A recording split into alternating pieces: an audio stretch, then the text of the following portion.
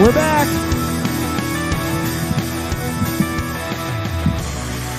Make sure you read the fair use policy, as we don't want to get copyrighted. Come on in, grab a seat, gather around. Phillies are up. Phillies are up, but it's a nail biter, John. The crowd is on their feet. That's what we like to hear. I just want to say, we need Citizens Bank Park to sound like this all weekend.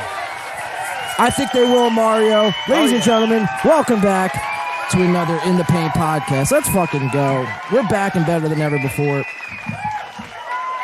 Please have a seat. Thank you. Thank you. Right, settle down. Everybody settle in now. Grab a drink if you have one. If you got it, roll up some greenery. Sit around and let's get started, John. What do we got? Join the festivities, man. TikTok, Spotify, YouTube, Facebook, wherever you consume your podcast. Welcome back in. We, went on a break last week, but we're back in, what did we stream last week? Saturday. So this is a short week for us. Yeah. This is a short week we for us. were, last time we were on was the NLDS. NLDS, and now we're in the NLCS, Mario. Phillies Padres, 3-2 ball game here in the bottom of the sixth inning. It's a big game for the Phillies, man. Obviously, they're back home for this one. Obviously, I'm hearing some other volume here going on. Is that your? Oh, you know what? That's your volume, Mario. Rookie mistake. See, I like to have the live stream up so I can comment talk to you fine folks, and I fucked up. I left the volume up. Well, I remember my first podcast, Mario. I was streaming the Phillies game on the way here, man. Cut me some slack. But I will grant you that slack, Mario. Thank you, sir. Now we can get back on the right foot here. So, 3-2 ball game, man. 3-2 ball game. San Diego, Phillies. The Phillies got to clean it up in the field, man. What's with these errors? That's a good question, man. I don't know. You hate to see it, man, because obviously good teams can capitalize on mistakes like that, especially in big games. So, that's something I'm keeping my eye on, in the last 4 innings of this game. It's something that hasn't bitten them yet, but it's going to catch up to you at some eventually. point. Sure. It might not be tomorrow, or it might not be tonight. Could be tomorrow. We don't know, man. So, the good thing is we got 3 at home, crazy crowd. There you go. And 1 out to start the 6th inning. Let's go. That's how we do it. Thank you. You're far too kind. All right, cut that shit. So we have a great show lined up for everyone tonight. Obviously, the Phillies are on, so we will be kind of going back and forth, covering the game as the game moves on. We have some Ethan Klein coverage tonight, man. He got thrown off YouTube. That's fucking unreal. He got thrown off of YouTube, but he's still on YouTube. He's still, somehow. That doesn't make any sense at all. But well, we need content. It's a slow week. It's a slow week, yeah. It's a bye week for the Eagles. That's why it's so slow. It is a bye week. The Philadelphia Eagles, our Philadelphia Eagles, 6-0. What do you say? Love to see it. Only undefeated team left in the NFL. Right. What else we got? We got Kanye West still in hot water, man. Oof, yeah. That's a rough one. Yeah. For all parties involved, I would say. Yeah, that last few years of Kanye's been rough. Listen, it's only getting worse. I'm a Kanye sort of fella here. From me to Kanye, I say speak your mind, Kanye. Keep on being you, as they say. We got some Bryan Callens coverage, man. He just started a new podcast, a solo podcast. Bryan, as if the fighter and the kid it's as if he started it because he wants us to have more content, more shit to rip on him. I think that's why he did it. Dude, that's why. He watches the show. Ben Pixels, dude, I think that was real. No, that was 100% That's confirmed real. now. They're not going to get that. Kept it in front of him. Could have been worse. So San Diego's got 1-man-on-1 out here in the bottom of the 6th. But yeah, Bryan Callens, man, no, the Ben Pixels thing, that was definitely for sure real. They did copyright strike us for watching, what was it? The Gringo Poppy we watched. The Gringo Poppy, exclusively free, mind you. On YouTube. On YouTube. And, we weren't the only, obviously, YouTubers that were covering it. Obviously, everybody was covering it. Anyone who had, some sort of way to amplify their voice, whether it be a USB mic or a studio, they were covering the... I think my grandmother was covering the Gringo Poppy in her, podcast. Yeah. You know what I mean? Dude, you know what? All you grandmas out there, what did you think of the Gringo Poppy? Because I thought that shit was dog shit, dude. Yeah, that was pretty bad. Pretty bad. But, so now, today, we have a very special type of show tonight. We do have a special show, but before we do, let me just introduce yourself, Mario. All right. Hold it down. Co-host For those with of you the that most... don't know me, I'm the lovely co-host of the show with my esteemed colleague over here running the ones and twos, and the main mic, Mr. John DiCaprio. Thank you, sir. But so it's been a while since John. What was the last time we had a guest on this show? Just a guest. Just a guest in general. That's a really good question, dude. I would. I see. I don't want to kind of gloss over anybody. If I'm forgetting you, I apologize. But give or take, let's say a year and a half. No, I would say a year, maybe 6 months. But I'd have to check 6 months to a year. So we're talking Not only do we have a guest tonight, we have a guest co-host tonight. Oh shit, man! Cue the suspense. There it is. All right. And tonight, that wonderful co-host sitting to my right. Wait, hold dear on. friend of mine. Go ahead, cue it up. Before we do that, line it up. I got to make it right, dude. I can't just cold, Should I come in with the boxing intro? In the red corner. I could, hold on. All right, I got you. Hold on. I got you. 1 second here. Get. Let me hear you. Hello in the red corner. All right. Hold on 1 second.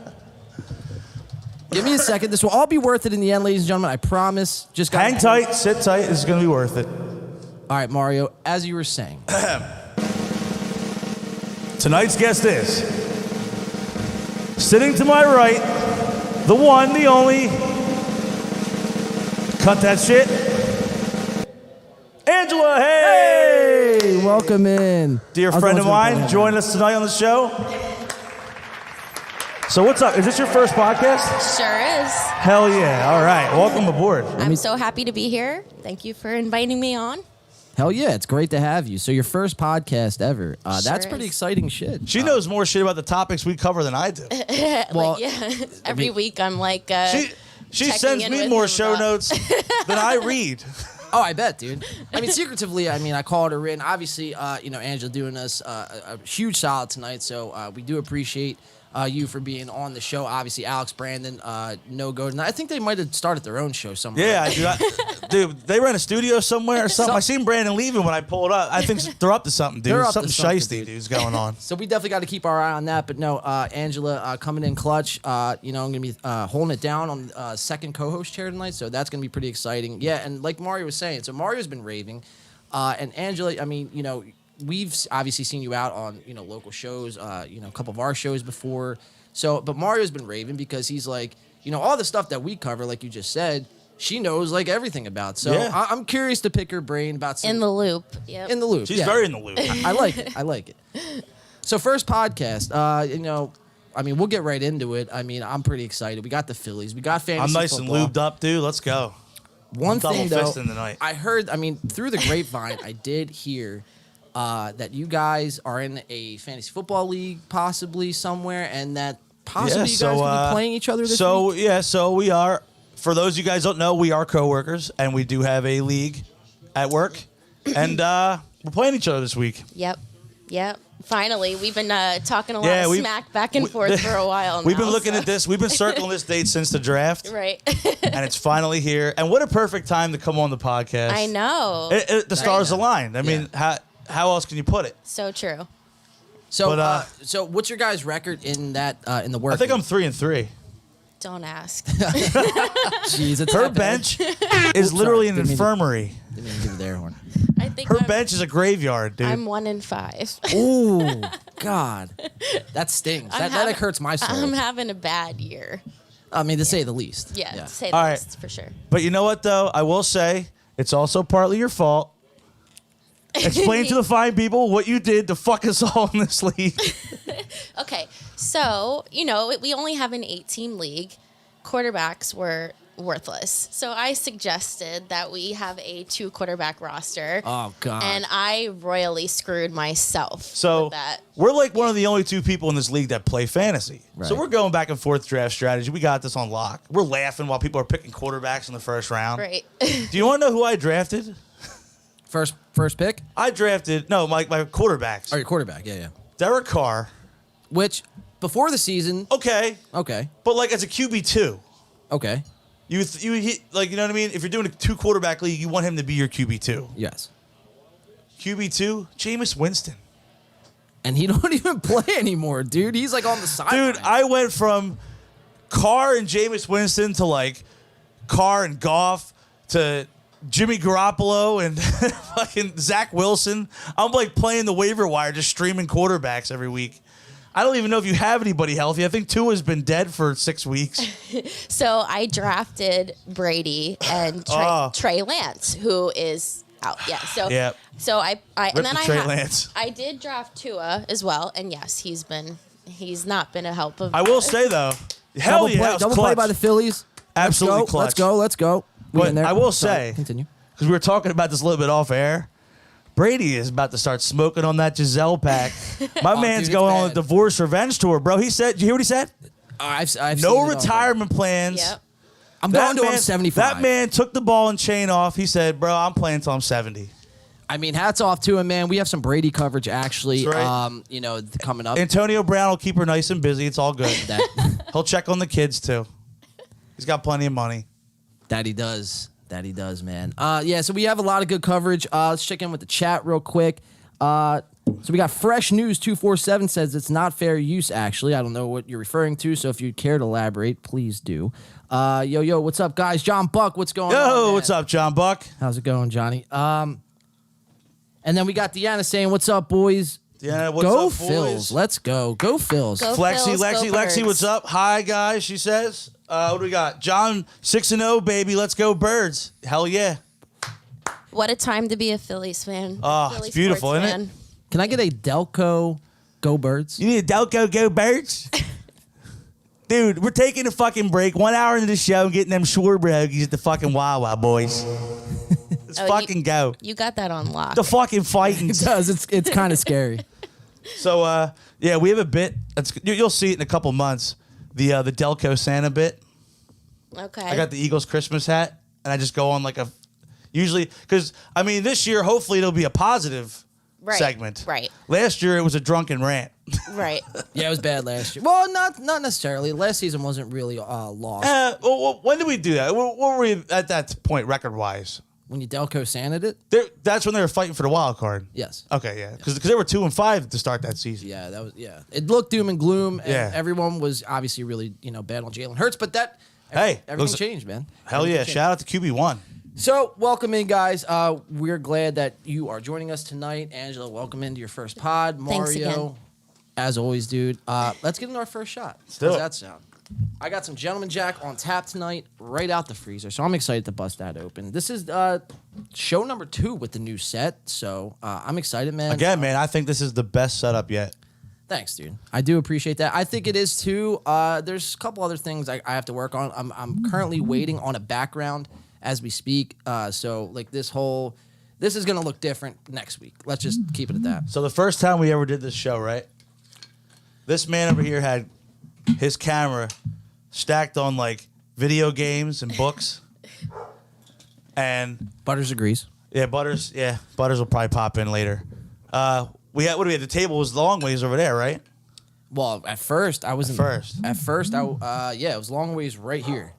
it's I was- crazy, man.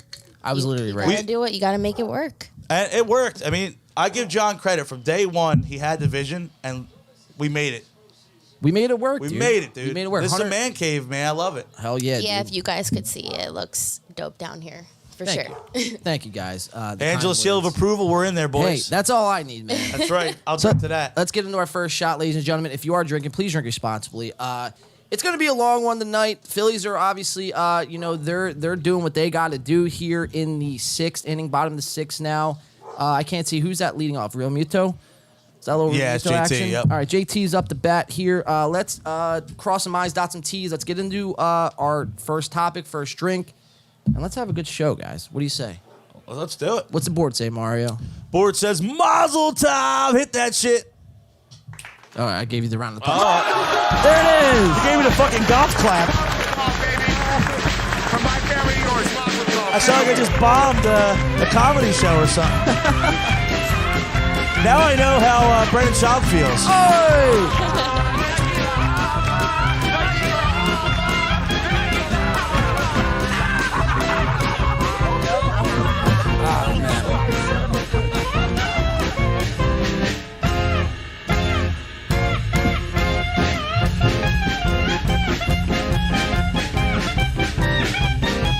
What are you guys sipping on over there?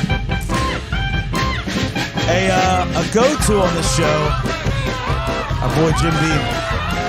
Classic.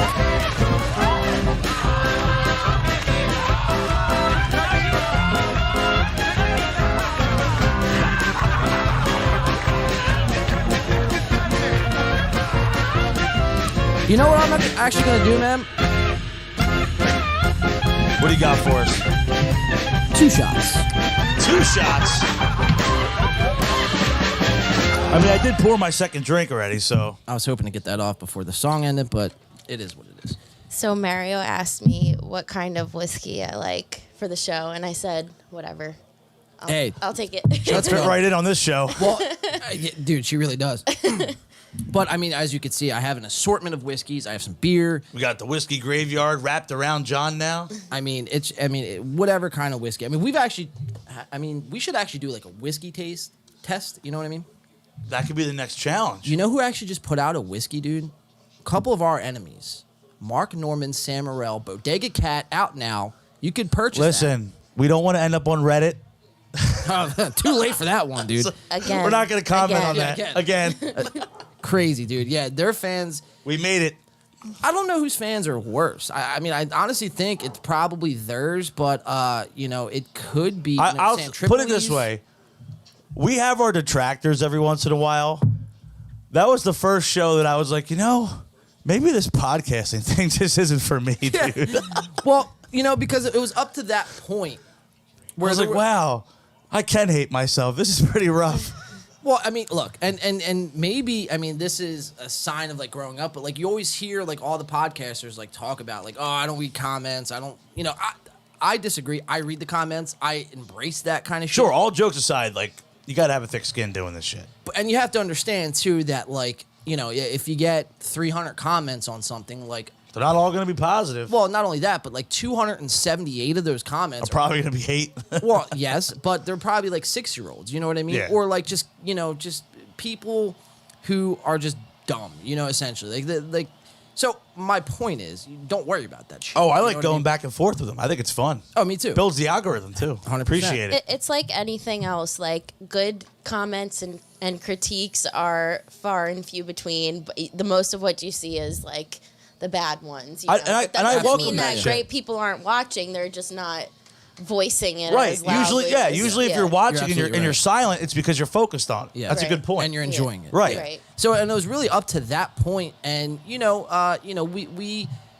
out on a limb here, and I don't want to be like, look at us, look what we do, because I mean, obviously I enjoy doing it, but we go out on a limb. Bryce Harper, okay, but we go out on a limb and foul ball. Good battle there at the plate. He is battling. Sorry, Full count. We're gonna be jumping back and forth from coverage to Phillies, so just bear with us here. But my point was, it's just we put ourselves out there and we critique these guys because their fans obviously lack the, I guess, capability to do so. They don't hold them accountable, so someone has to, bro. Sure. And that's where we step in. So with that, let's jump into our first story here of the night. Bryce Harper grounded out, 2 outs here in the bottom of the 6th. First story of the night, ladies and gentlemen. So Mario, this broke last night, man. Going back to fantasy, dude, this has some big implications for my team for the rest of the season. So why don't you break Yes. it down, dude? Ian Rappaport broke it. So this was breaking news yesterday. Christian McCaffrey, as you all know, the Carolina Panthers are struggling this year. I mean, what are they? 2 and 4? They're irrelevant. They're relevant. Yeah. And they're having a fire sale. So yeah, Christian McCaffrey traded to the San Francisco 49ers. That's a big one. Wow. That's big. So if I would have told all you Christian McCaffrey fantasy owners out there in the beginning of the season that he would be moving to San Francisco, would you have still drafted him in the first round? Is he still a first round running back? See, it's tough because they don't really go through the run that much. I mean, now they do a little bit because like even Deebo Samuel, they'll use him as like a kind of a hybrid like running back receiver. But like, they got Ayuk. Like they're more of a passing offense, especially with Jimmy Garoppolo, in now. They're more of a passing offense. Kittle. So I don't know. Yeah, and Kittle, obviously he's a mainstay there. I don't know. I mean, looking back on it now, and we were just talking about how we did the 2 quarterback league. I picked up Christian McCaffrey because he was really the best available at that point. And Mario was last pick too in the first round. So when you're last pick in the first round and Christian McCaffrey's sitting in your lap, you take a flyer on that. How do you pass him up? That's a top 3-4 pick. That's going to be a double right there for the Phils. Little 2-out rally action in the 6th. I like that. Runner in scoring position. But so you take your chances on that pick. I don't know. I mean, it's tough because with the NFC being so wide open as it is, San Francisco, they're what, 3-3? I believe so, yeah. And they'll find their stride. They're going to be one of the better teams in the NFC. So that's a huge pickup for them, man. I mean, that's a team that's trying to make a run. I'm kind of glad that the Eagles didn't go that route. I know there was rumors that he was maybe looking, they were looking for a trade here. I don't want to spend all that. I mean, that's a lot of draft capital you got to get up to get a Christian McCaffrey. Yeah, and for a rental, it's a rental. And that goes to my point: is Christian McCaffrey still a first-round running back? Now, granted, in your injury situation, history, yes, right. It's all question marks. But you got all question marks, right? And he's in a bad offense. Now he's going to go into a pretty productive offense, right? So we're going to see if that boosts his production. I'm hoping it does for my sake. Well, I mean, if Jeff Wilson didn't teach us anything, I mean, he's been actually lighting it up. Let's go! Let's go! Send him Let's home! fucking go! Send him home. Phillies just won a double, 2-out double. Let's go! 4-2 ball game in the bottom of the 6th, ladies. I got a bomer. There it is. I got a big old bomer from that one. You did there. Yeah, call him out. Alec Boehm, ladies and gentlemen. But yeah, man. Long way from my fucking hated here, huh, John? Oh, dude. A long way, bro. I mean, that's an understatement. Christian McCaffrey, dude, he's a San Francisco 49er now. That should be interesting to keep our eye Now, I will say, for fantasy implications this week, I don't think it's going to impact our game this much because, he's not going to... I don't think he's playing. Right. Yeah, right. He's either not going to play or if he does suit up, they're going to have a very limited package for him to even get that many snaps. He's probably not going to play that many snaps. I really don't think he might not even be active, right? I don't think he's active. He's not playing this week. I will say that I picked Jeff Wilson off the waiver a couple weeks ago, so may render him useless now. But this is your last week to use him. This is it. So good. You're going to kick my ass and then cut him. And then I'm going to pick him up like the dumbass, and he's going to get 5 points next week. He'll break his leg. Yeah, and I'm going to get a text. Told you so. 2 L's in a row. Dude, I hope because I really need it. Listen. It's You'll find your stride. You got Tua back. That's a start. That's big. Playing Pittsburgh Sunday Night Football. That's a good matchup. I like it. If he doesn't, think about it. That Dolphins team without Tua crash landed to earth. Well, I mean, and that begs the other question: is Tua really that good of a quarterback? Where, the Dolphins are just this high-powered offense with him. And it's crazy. Because last year he was average. Well, he was in the same boat as Jalen Hurts last year. We're coming into this. But year, I even think, but even watching Jalen Hurts play at times average, he still showed flashes that this guy has a high ceiling. Tua just kind of felt like Justin Fields, Trey Lance type of pick where it's you're still trying to figure out what they are. Who they are. Yeah. They kind of don't fit in their offense that well. Right. But then they got him some pieces. They got, what's his name? Tyreek Hill. Oh, yeah. Jalen Waddle. They got a pretty good running game. Dude, Gesicki's a great tight end. Yeah, they got a lot of good running backs. So you put pieces around him. Their offensive line's playing better. I mean, they got him killed, unfortunately, but... Literally, twice. Jeez, dude. But for the most part, they were playing pretty well. He was able to sit in the pocket and utilize, he's got Tyreek Hill as a deep threat. Jalen Waddle is also a pretty fast receiver himself. Is Waddle going to play this week? I know he was limited. I'll have to check the report. Yo, man. I think he is. I think Jalen Waddle. I will say one thing, and you guys can probably both agree with this. The NFL has just been all over the place this year. It's so hard to predict. Right. It's like everybody in this room knows football. We all play fantasy every year. We know our football. You can't predict some of this shit. It's just some of these injuries, some of these teams. There's like an entire conference of teams that are just kind of middling right now. The NFC is like us, the top, Minnesota, and like the Giants. Where the fuck that come from? Their coach is coaching like a coach of the year all of a sudden. Yeah, but you know, it's Saquon Barkley's healthy. That's helping. They have no receivers. none. Daniel Jones is a pylon. Yeah, he really is, dude. They're getting good offensive line play, and Saquon Barkley's healthy. And their defense is playing better than they should be right now. And you know, they're getting lucky in a lot of situations. And they're getting lucky. And they do have a better coach. Daboll's a much better coach than what's his name? Jason Garrett. No, who do they have before? Joe Judge, the guy from New England. Yeah. Fucking dud, dude. He's an idiot. Yeah, I don't know, dude. But like I said, it's like us, Minnesota, the Giants, and then just a bunch of like 3-3 teams. It's wide open, really. It's unbelievable. Essentially. I mean, you know, even the Lions, who are like one of the bottom feeders in the NFC and in the league, don't sleep on the Lions. They have a great offense. If they can figure it out defensively, they have a lot of talent on offense to put up points to win games. They just can't close it out defensively. I think going into week 5, they were like the number 1 rated offense. They're the only team that put up 30-plus points on us this whole season so far. Yeah. We had to win a shootout that game. Dude, I don't think the Lions are anything to sneeze at, man. You know. But dude, it's just crazy, man. Because like the AFC, for the past few years, the AFC's been what? Mahomes, Allen, Herbert, everybody else. You're right. Jackson. Lamar Jackson, everybody else. The NFC is all over the place. You got Brady and Rodgers struggling. Kyler Murray's struggling.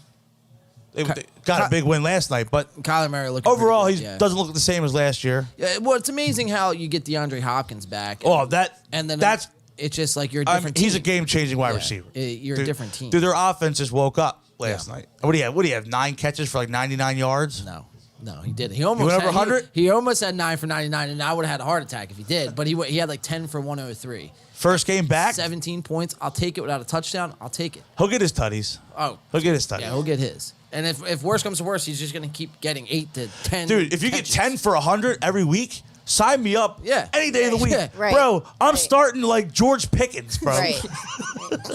It's not funny. It's fucking tragic. No, it's hilarious, bro. I'm starting fucking Rondale Moore, you know bro. Why it's funny? You know I got the dude? poverty league, dude. You know why it's funny, bro? Because in the beginning of the year, you went on this like hot streak. It's because look, in our league, I got my QB1. I got my boy Jalen Hurts. I got my best tight end in the league, Dallas Goedert.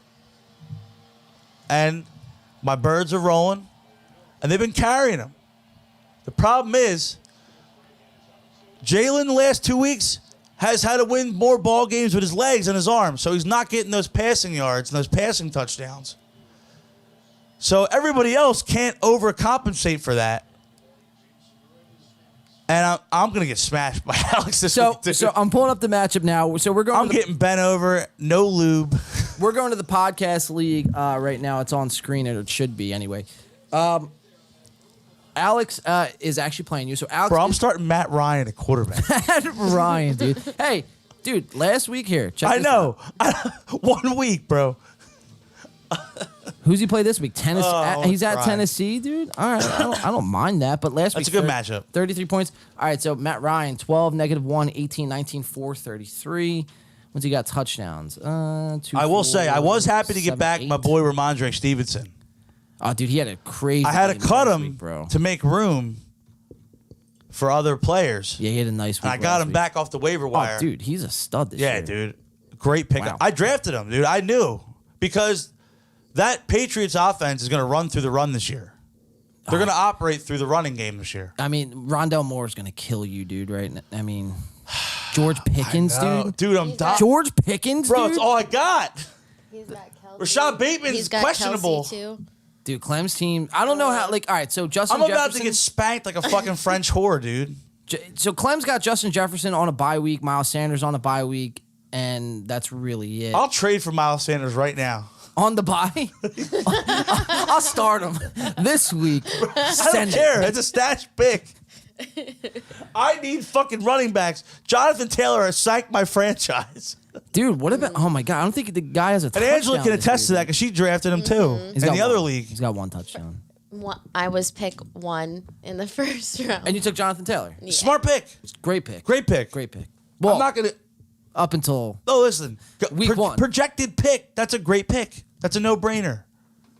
I was getting mocked by your dad on the before the stream started about that pick. for not taking Taylor. Or no, for taking No, for taking. Yeah, for taking Taylor. He's like, all right, come on, just fucking pick him and get it over with. Yeah. Well, I remember my dad asking. He was like, "Well, so who you taking?" And you're like, "I can't tell you." I was like, I cannot confirm nor deny I'm taking Jonathan Taylor. It's like, Mario, we all know you're taking Jonathan I Taylor. was like, Cooper Kupp's there. I got CMC's there. I'll see, Right. man. Austin Eckler. When I took Taylor, you said I knew it. You're like, I knew it. I was like, I was like, all right, let's just get rolling. Yeah. And it was quarterback. Yep. quarterback. Yep. I was so hyped because I said, oh my God, I'm last in the first round. And I just got Christian McCaffrey and Austin Eckler back to back. Which Eckler, as of late, has Turned it on. Yeah, he's been But great. when you see that on paper, when you're the last pick in the first round, you're like, oh my God, my team's about to go off. Right. Right.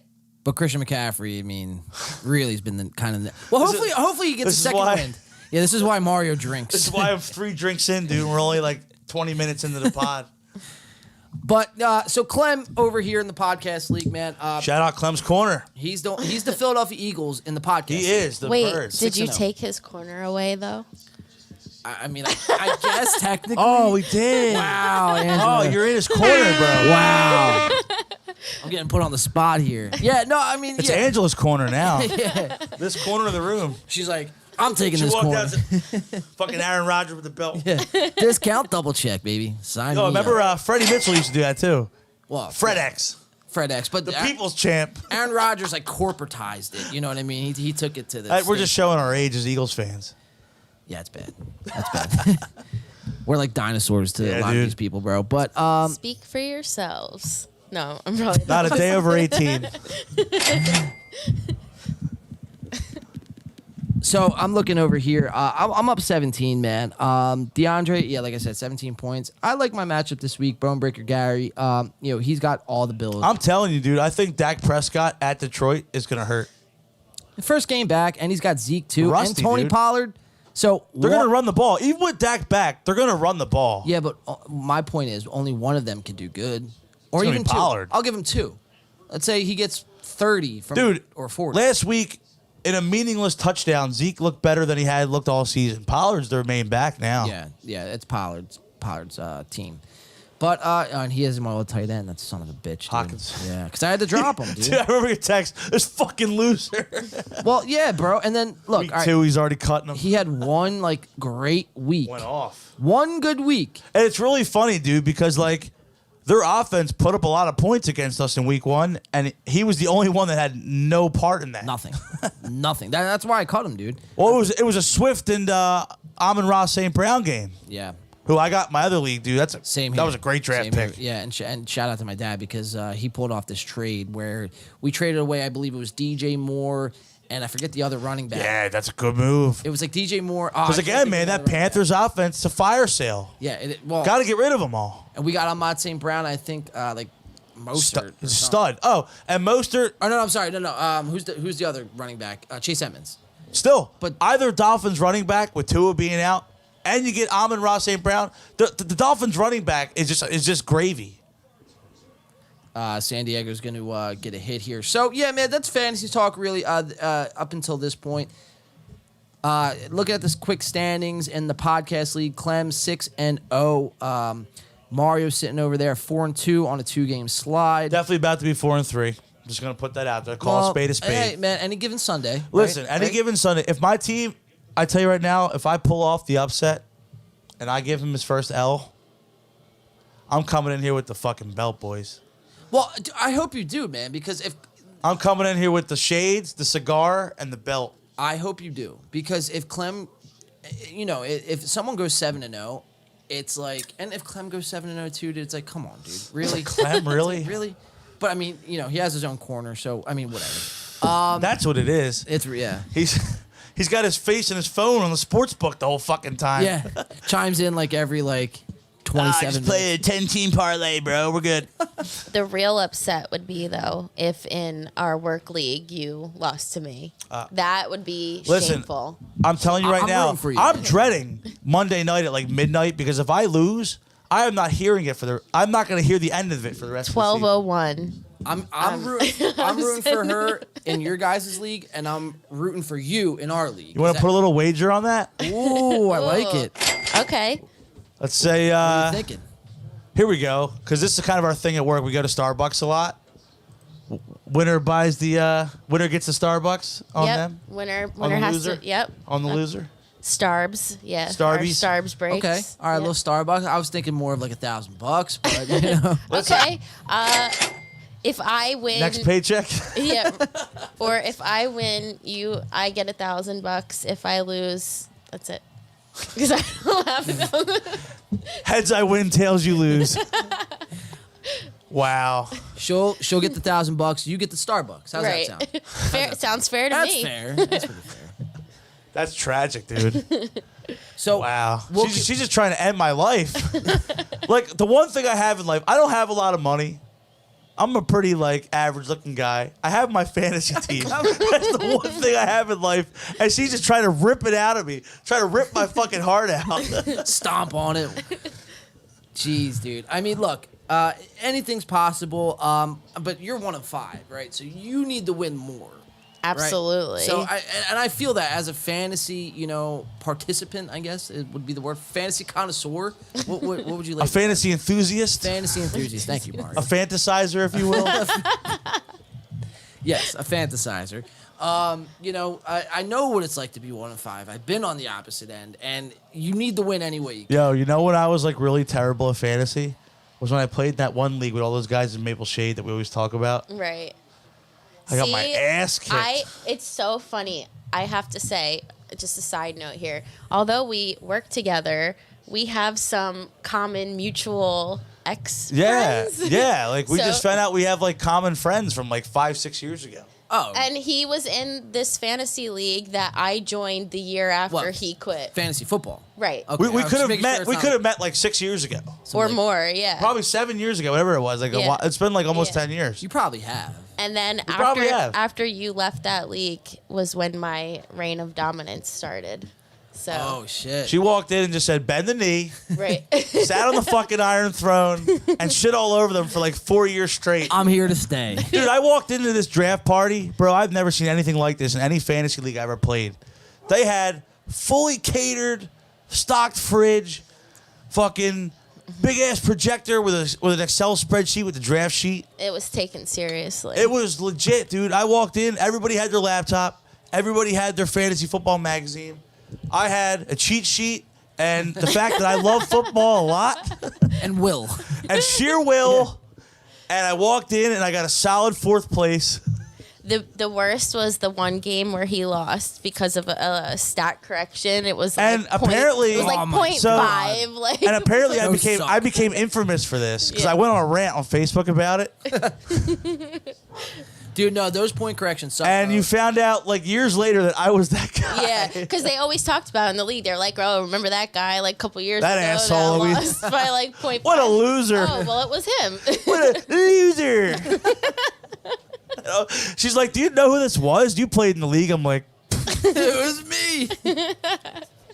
Yeah, just keep drinking, Right, Mario. right. Keep drinking, dude. I know exactly who it was. Mario, listen, it'll get better, man. It'll get better. You know what? It's still early. It's real early. And guess what? At the end of the day, the real team is 6-0, baby. So we're good. There it is. Amen. We're to fucking that. good. Right. And we Go got Birds. the Phils in the NLCS. Top of the 7th, 1 out. Philly's still hanging on to a 4-2 lead. Yeah, here, let's do it. The Red Rally towels are waving. Take it Fucking away here. Citizens Bank Park is rocking. Alvarado on the mound. Pitching to the enemy, Nola. Ooh. All right. Did he go? No.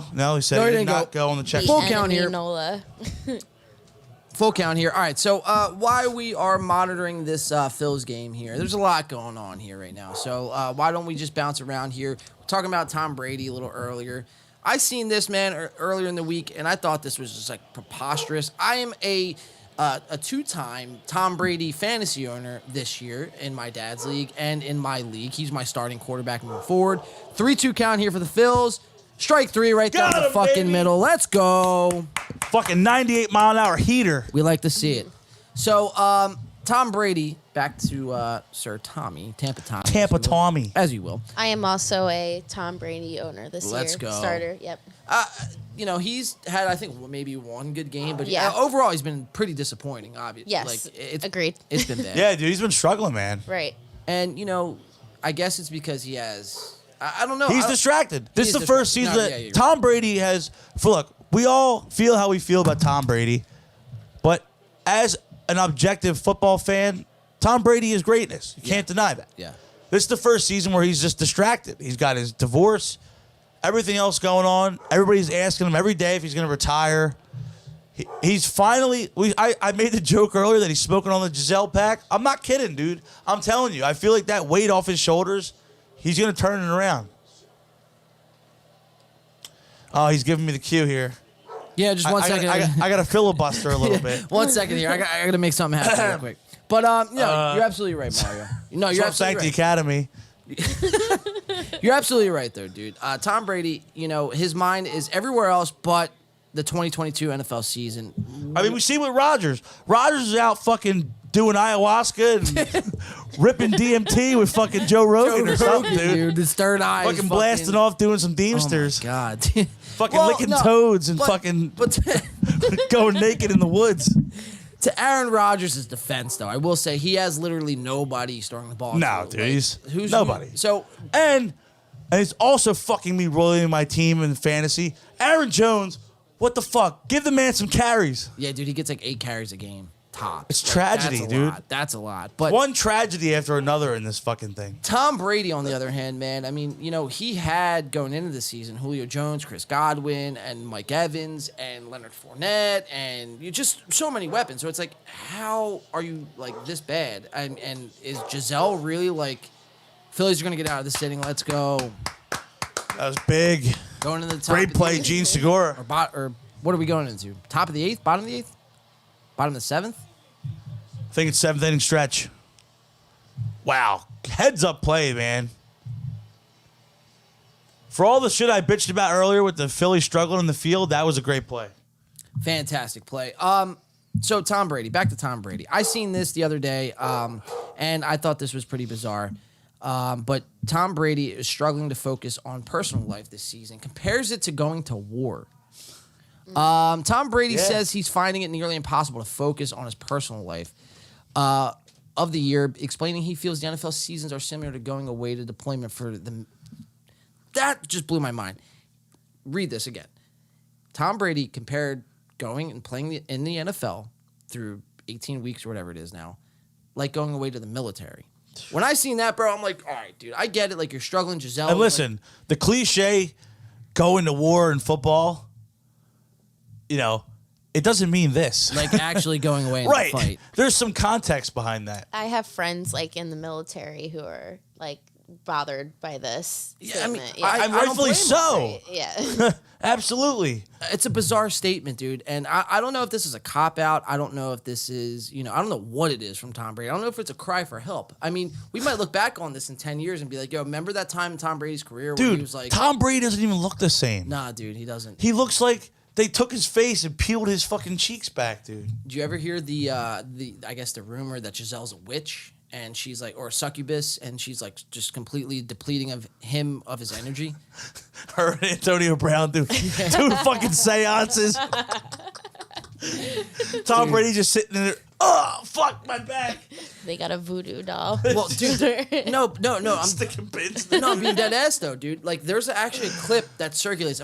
I'll try to pull it up, dude. But there's a clip where Tom is on like some sort of stage and he's describing like, all right, yeah, Giselle, like I have to like make her happy or whatever, and in return, I'm just gonna be able to win every game that I play. Something that I'm gonna try to pull this clip up, dude. But if you watch it, it makes you think like, oh shit, like maybe she is. You know what I mean?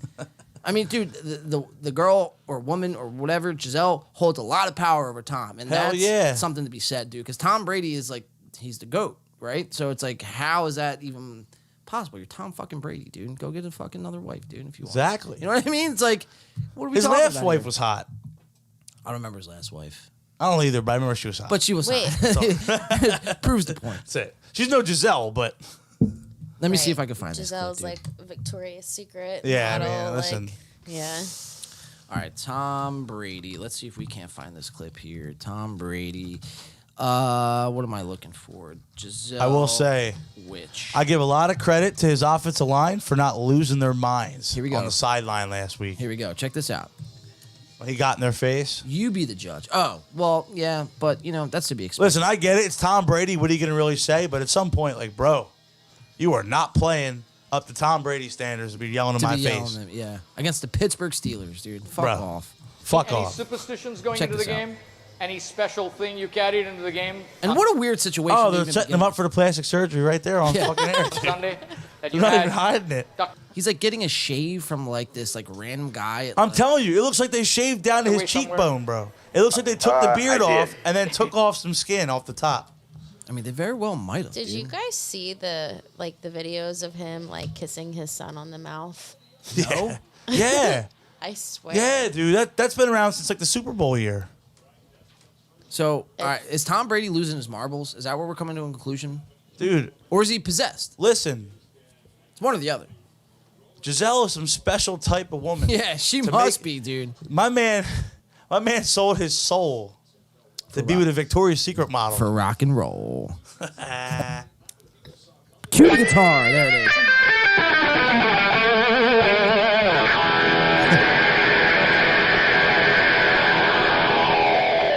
All right, so check this clip out, man. I thought this was pretty insane. And look how they headline this, dude. Tom Brady, Patriots GOAT.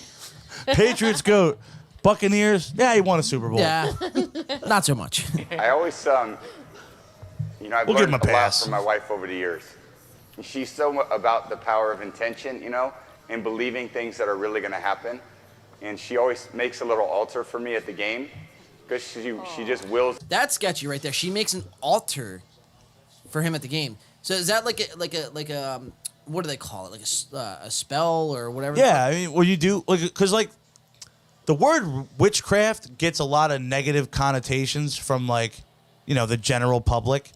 But, like, when you actually think about it, like, witchcraft is just doing, like, it's like a practice. It's like a religious practice. But, yeah, it's like doing spells and, like, that kind of thing. So Crystals, every game, Giselle does candles, all that shit. Yeah, she does this sort of ceremony before every game for Tom. That's pretty alarming. I didn't know that. If I would have known that going in this year, I wouldn't have drafted him. Like, I would have stayed far away from this guy.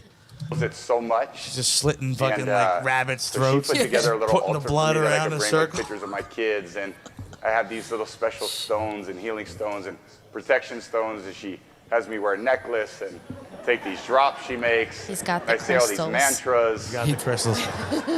Yo, And I they always say, like, if you text your mom, hey, what time was I born? It's a bad sign. Right.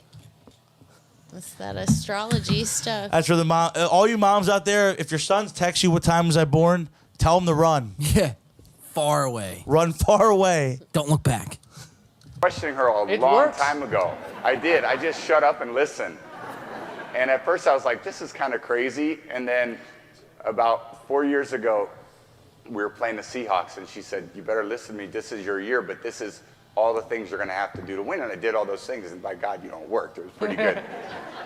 And then in 2015, it was about early January, and she said, you know how much I love you? And I said, yeah. And she said, I just want to let you know this is not going to be your year.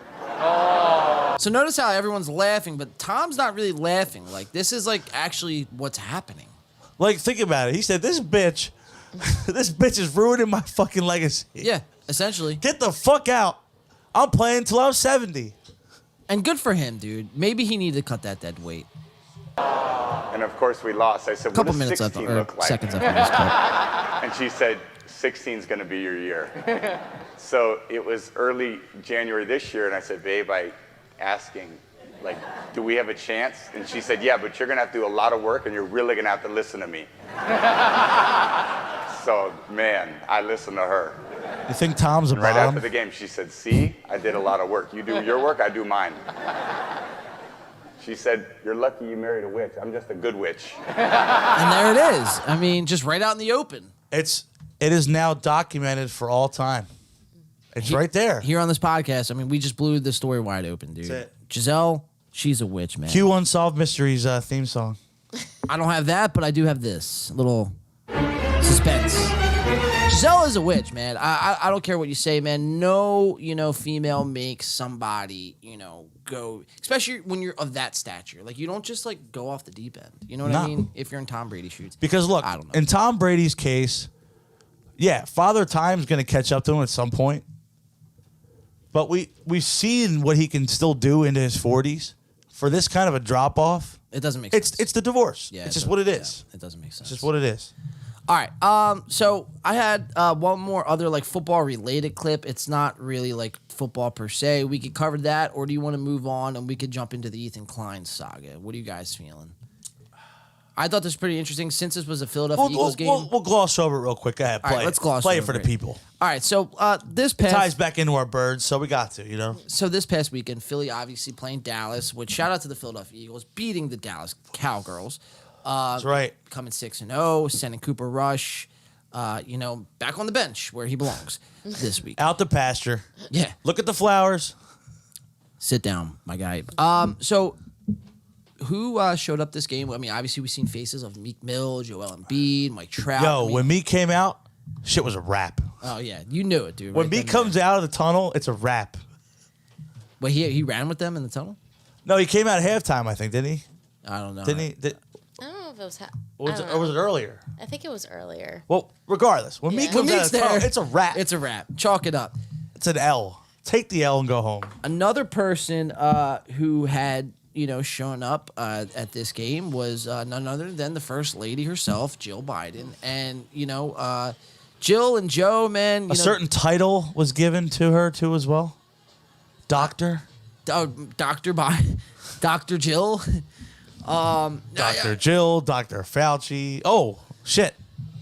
Dude, Whoops. I don't think that's real, dude. If she's a doctor, then call me a fucking cardiologist, dude. You know what I mean? I'm a brain surgeon. There you go. I'd It's let a you work. perform surgery on me. Let's go. All right. Yeah. No, I got some sturdy hands, bro. I got some sturdy hands. I think I'd be all right. That'd Sign be me me. up. We meet the whole time. Be like, all right, I'm going to make a small incision. Zoop. Whoops. Sorry. Hope your insurance covers that one. Just. Yeah. It's like, oh, dude, everywhere. Then we got to tell. Clean up on aisle 3. Whoops. That is supposed to happen. Hey, that's a lot of blood. You might want to clean yourself up. But You got something. yeah. Right out the jugular, dude. Oh, that's terrible. I actually watched a video, not to get real sidetracked, but I watched this video on Twitter the other day, dude. I watched some dude get stabbed. Twitter's the Wild West, bro. Dude, some dude got stabbed in the neck with a knife, bro, and just leaking out of his jugular. Dude, it's crazy how Twitter just has that shit Yeah. every day. Right. I'll be scrolling, right? It's like, oh, yeah, the Phillies play tonight at 7:30. And then it's like, Then scrolling. like porn. Then this girl's getting folded in half by like 6 Right. dudes wearing ski masks, and they're in some fucking like lit up room. Not even lit up room. It's like a cell phone Or just some, recording. they're in a hotel room. Dark. It's bad. It's brutal, dude. No, it's real brutal. Shout out to them, by the way. They make Twitter a very fun place. When I'm sitting at work and I'm bored, I'm just, Well, hopefully when Elon Musk Oh, buys it some back, titties. Hopefully Elon Musk can make Twitter great again. That's all I can say. that's right. Isn't he hope- going to Mars or some shit? I heard that, one time. I don't know if that's actually, the case. No. Isn't that coming up or something? Is he really? I thought he was like going to Mars or some shit. Well, I know he's like a big space guy, Starlink and SpaceX. It'll and happen all at that some other point. shit. We'll Oh, cover sure. it. We'll cover it. We'll cover it. We'll be here live drinking whiskey and drinking other fine substances here. My ginger ale is going to explode. But Jill Biden, nonetheless, let's not get sidetracked. But Jill Biden, she was on the ground in Philadelphia this past week. And, I don't know how many people dislike Jill because of Joe. Because, Joe's numbers... Guilt by association. Guilt by association, the old saying. The numbers show that Joe isn't doing so hot right now. And not that Joe even knows where he's at. But, Jill has, she's going to take the brunt of this situation. And she's in Philadelphia, where we know that, as Philly fans, could be a very harsh place for someone who's liked You know, like you could be Meek Mill and get booed right. in Philly. You know what I mean? That's right. If you're not up to standard, we are booing you off the field. Dude, Santa Claus got booed right. at one point. Now, that is a little overplayed, we will say. But, I mean... But it does come up every fucking week. You're Santa Claus. On every national broadcast. Right. Eagles fans have a reputation, you know. Yeah, we booed Santa. He's a fucking asshole, fucking dickhead. Get him out of here. Fucking fat dickhead. Dude, you got me, like, I'm starting to drop the accent now on my normal voice. Holy shit. That's alarming. So let's watch this clip, man. I thought this was pretty funny. Kick the show off. Jill Biden. And notice the people around her just like, I respect whoever these guys are and gal. I respect it because it's like they have to keep a smile on their face while they know, while there's 80,000 people booing her. So let's watch it. I thought this was pretty interesting. You be the judge. Just try to do the fight song. She doesn't even know it.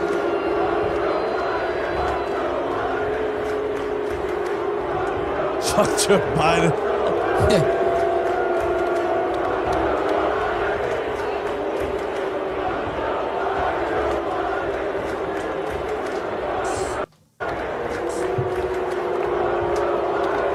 Wow, what a disaster. So that was one we had, and then I have another one. So a lot of people were saying that this clip was doctored. The audio wasn't, up to par. Like, dude, I was watching that live.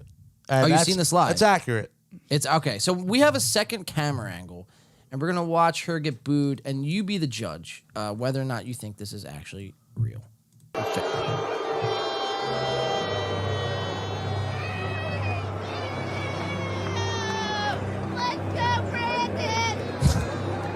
Yeah, I think it's accurate. Yeah. Pretty. That was all I needed to hear. Yeah, they were booing him. I love how, you're at an Eagles game, you're trying to just escape the weekend, and Like the last thing you want to think about is fucking politics. But the I guess the major sports corporations have done a disservice, I guess, to a lot of people, because they bleed politics and political ideology over into the sporting event. And that's where, if they didn't do that, then I think this, it's such a platform. Right. It's another platform that you have complete access to on that level. Right. Why not? But why it's wouldn't you? Us as a... And it sucks. It sucks for us. Terrible. Because we didn't sign up for that. No. We didn't sign up to we're going to like sports because there's political ideology involved. No, that sports and entertainment was supposed to be, well, I mean, you can make the argument that it was all just mind control to begin with, but it was supposed to be the, I mean, it kind of is. I mean, you think about it, I can admit it, Lou, I'm obsessed with the NFL. I'm not going to front. That shit is literally 24/7, 365 now, to the point where you're just like, no matter what, you're locked in. Yeah. Yeah, no. Yeah, dude. It's, and really all of entertainment, dude. I mean, with the amount of propaganda that goes into it, and the fact that Ticketmaster can get away with charging $1,000 to see Blink-182, we talked about last week. Yeah. Because they know, no matter what, somebody's going to buy that ticket, that price, they'll meet that price. And that you hear everyone saying, dude, because the Blink-182 thing is fascinating, because you'll hear everyone saying that, oh man, well, just don't buy the ticket. And just don't go to the show. But it's like it's easier said than done, man. Because sure, you'll still have that core fandom. Look, we said on this show last week, I'm just as excited about as anybody that Tom's back in Blink. Right. But I got a threshold of what I'm willing to spend. Yeah, and you're not going to spend $1,000. Right. Dude.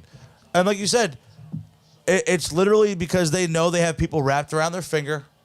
And they can charge $1,000 for floor seats because somebody's going to pay that price to sit in the pit. Yeah. They don't care. So we talked about that last week. And, last week was a little bit more of like a faster paced show. It was our first show back in a month.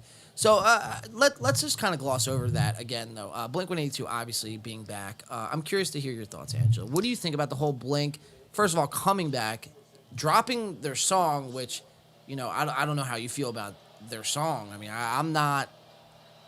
I'll just leave it at that. It's been a grower for me. Nah, I don't know. I would say it's just okay. It's okay. Okay. It's Fair. mid. Yeah, I was super excited about this tour, and really disappointed, like you guys said, about the ticket prices. It's a trend that I'm noticing with all these ticket sales. Like, as you guys know, like I'm a big Grateful Dead fan, and Dead and Company's last tour, Their last tour got announced. announced. That's a and huge ticket around here. And the same thing happened. Like people are complaining, like tickets are like way overpriced because people are like there's already the resales and their dynamic pricing and all this stuff that they're doing, and it's just not right. And I don't. It sucks because we were trying to get tickets to Hershey, Right. and we're still looking, and it's just like For Blink. Can't catch a break. For Blink, Right. Yeah. You're like talking a minimum. We're gonna probably have to spend at least like $150 And this is to get in the Hershey, door. Like it's not even the best Yeah. Right. venue, Like MSG or Right. Even Wells Fargo They or had like no Philly date. Blink. and Atlantic Like- City. They announced there's supposed to be this festival. I think it's with Paramore. I heard Yeah. on the beach. It's Yeah, some yeah, yeah. What They haven't even officially announced it yet. not when we were Right. young. Which is Well, another they're on one. that too next year. Yeah, but which Yeah. is another one that's just In Vegas. ridiculously Well, overpriced. that to me screams Fire Festival. If you know what I'm talking about. Whatever happened with the first? Yeah, isn't that like didn't that like just happen or isn't it like coming up? I don't know. Because they announced the second one for next year before Right. the first one even happened. Right. And there was all these logistical issues Sure. with the first one. Look at that Yeah. lineup. That lineup is like Warped Tour on steroids. To clarify, when we were young. Right. Yeah, Right. That's like 3 or 4 Warped Tours on one show. I heard like it was like all these different That's a artists logistical nightmare. were like announced and like they didn't Matt even Skiba they weren't said even that. aware. Like Matt Skiba said Alkaline Trio was booked for the show, and he had no idea until Right. they saw the event was like live online. Right. It's and crazy. wasn't man. there an issue with the staging too or something? Again, it goes back to the point of like this is a very Fire Festival feeling type of thing. In the words of Ja Rule, that's not fraud. That's not fraud. It's false advertising. Fucking Jawa. Shit. He's another one that got booed in Philly. It did. Yeah. It did. Along with Santa Claus. He did, along with Santa Claus. That same game. But no, it's pretty ridiculous. And then you see people, obviously, look, I love Blink, man. Blink has shaped like the last 25 years of my life, like in a lot of ways. As a musician, as a person, the way I consume I still music. dress the same because right. of Blink.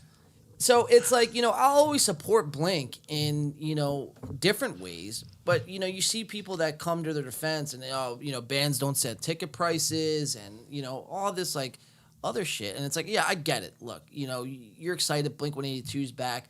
But this is their third go around, right? This isn't even Blink in their prime. Then they give you Edging, which is like you said, okay. Right. It's not even like, oh my God, this is. We This, didn't even get to come. We're still edging. we're still, We're still waiting. When they said edging, they meant They weren't it. kidding. They Yeah, said they you gotta meant- wait till the next. You gotta wait till the record comes out. But it's just amazing, dude. Because we talked a little bit about it last week, Mario. How just like there's bands, great bands around here, or just on every local level that are will be their shows will be for free, right? And it's Max $5-10 the door. $5-10. People are hesitant to come, but it's like Well, because the stigma is like, oh, local music. It's gonna be shitty songs. It's gonna be bands that can't tune their instruments. It's gonna be bands that have no stage presence. Well, like I'm sorry that like we don't have a $50,000 stage production. But like, I like to pride myself on the fact that like, I think we like play our songs pretty tight and like try to have some good energy on stage. Absolutely. And the bands we play with do the same. yeah. I can attest to the shows I've been to have been a lot of fun. So Yeah. So like, And we didn't pay her to say that either. no, she's not getting paid to say that. That's Some off free the cuff. promo there. See that? We Isn't she appreciate sweet? We appreciate that, Angela, because yeah, I mean, there's a lot of work that goes into it. Yeah, now granted, we don't have the crazy production. But again, if you just give us a chance, you're talking $5, like 15 minutes away from your house. If you don't like it, you leave. meanwhile, Well- how much money is Blink making off of this? Like Millions. It's Exactly, insane. And it's Mar, you just actually said 15 minutes away from your house, and that just I remembered something. It used to be 15 minutes from your house, with Red Dwarf and Harper's. But now, even at a local Oh, level, rest in peace, Harper's. rest in peace, Harper's. But we're getting kneecapped to such an extent in the South Jersey area. I'll say. South Jersey has lost both legs. Yeah. We are completely kneecapped. We're limping at this point. We are walking on stubs. It's bad, dude. Dude, we lost Harper's, we lost Red Dwarf in a matter of like a month span of time. Yeah. No, it's bad, dude. But one thing that this whole blank resurgence and losing venues and like you could easily like turn this into a negative situation. Be like, bro, what the fuck is the point? Well, it actually kind of stifles the local scene because, like I said, I've talked to people in the past couple of weeks that I've never talked music with ever. I make a million posts about our band promoting our shit, and they never comment like nothing. And they're all like, hey, are you going to AC or Hershey for Blink? Which is fine. And it's fine. That's right. fine.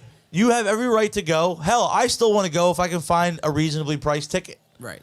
But that being said, it's like, it just sucks because local music gets such a bad rep. One thing that There's some good shit, man. You guys are missing out. one thing it makes me want to do, if anything at all, because I try to find the positive in anything, right? Because it's very easy to like just get caught up in any negative situation. Sure. So my thing is like, yo, let's show everybody, let's not talk about it. Let's just be about it. And let's put that stage production on. Let's like be what these bands are. You know what I mean? Because we Like could do it. use this whole like resurgence and like pop punk and alternative music as like a way into like opening the floodgates for like the local level to Exactly. like have the scene grow back from the ground up again, because we lost a lot. Over the past like 10 years, we lost a lot of the bands around here, a lot of the venues, even the promoters. Like, it's been harder and harder for them to book around here. But if the positive spin on that as well is the last 2 years through COVID and everything else that we Yeah, I mean, we've seen it with our little group of friends in our scene.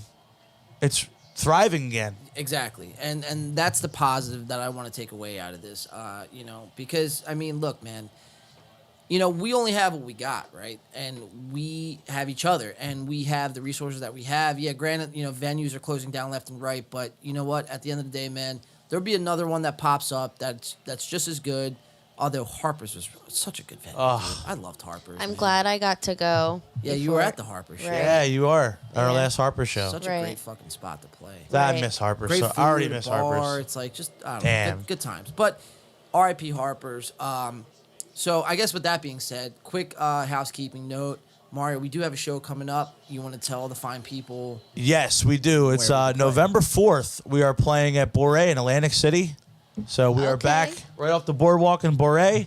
That should be pretty fun. Unfortunately, I just want to get this out of the way real quick, too, because it was supposed to be tomorrow. Pumpkin Fest, unfortunately, is canceled this year. Long story short, there was an issue at a recent show at the Watering Hole, and it kind of forced them to shut down for a while on the live music front. So this shorter notice, there was no way we would have been able to find another venue. We already had to move the show once. So we're going to try to come back next year bigger and better. But, unfortunately, it is canceled. So we just wanted to put that out there. You guys, we were looking forward to it. It was going to be fun. But Yeah, we had touched on that last week. But given it was our first show back in a month, it's like not a lot of people might have got the heads up or heard about it. So there was a lot of people who were supposed to go to that show. Yeah, I had know. a lot of dude. people hit me up Well, no, still. that show was going to be fucking awesome. We had the costume contest giveaway. That was going to be pretty dope. We had bands going all day long. It was moved to the Watering Hole the first spot was sick. The first spot. I love that spot, dude. the first spot. Millville? In Millville. That's it. I always Sweet. want to call it Medford for some reason, but it's Millville. That's like the opposite ends of it's South like- Jersey. Yeah, night and day. Medford's near me. Yeah. Yeah, Yeah, you're. Yeah. night and day, dude. But Millville, the spot was sick. Had a stage. There was Big open barbecue. field. Yeah, barbecue. It was a great time. Kegs. That was a great time. But and then it got moved to the Watering Hole, which I was like pretty optimistic about that. Also, pretty great venue. Pretty good We venue, played there yeah. a bunch of times. Win by 2. But so next year, I guess we'll be more on our P's and Q's when it comes to that. But like you said, dude, I want to do it bigger and better. I think logistically, if we plan ahead a few more months in advance, we can make it huge. Now, I'm just sitting here thinking, and it's food for thought. Now, does the artist moving forward in 2022, if you're an artist trying to start a band today, do you look at this local landscape and just the music landscape in general and say, man, it's too hard. Why even bother? You might, to be honest. Or do you do you take everything in your own hands? Now you got to be the artist. Now you got to be the social You have to. media content creator. You have And to. you got to be the promoter at the same time. In this day and age, you have to look at it like this. The landscape's changed. Nowadays, it's, if you're a band playing like, straightforward rock music, you either have to be a cover band or you got to be damn fucking good because, that market is what it is now. And again, if you're not like a rapper or blowing up on TikTok or doing like, virtual shows, a lot of people have been doing that now. You see that on like Fortnite and shit now. It's hard. So it can be discouraging. So you have to like kind of keep that mindset. Like if I just keep doing it and I just kind of learn to be a jack of all trades, like you were saying, you're your own promoter, you're a graphic designer, you book your shows, you book your shoots for videos, you buy all your merch and make sure you have all that organized. Social media. That's huge. If you can at least, be able to function with all those skills, you'll be okay. Yeah, it's just because before it was already hard enough with just being good at one thing and that being music, but now it's like. But at the end of the day, we do have more tools than we did 10, 20 years ago. You know what I mean? So that's You're a lot more accessible now. Exactly. So I don't know, man. I don't know where this really puts everything. But for us, we're just going to keep trucking, moving forward. Hey, we're having fun with it. Support your local artists. There it is. Go to a Win by 2 show. They're so much fun. Hell yeah. Thank you. I think they're pretty fun.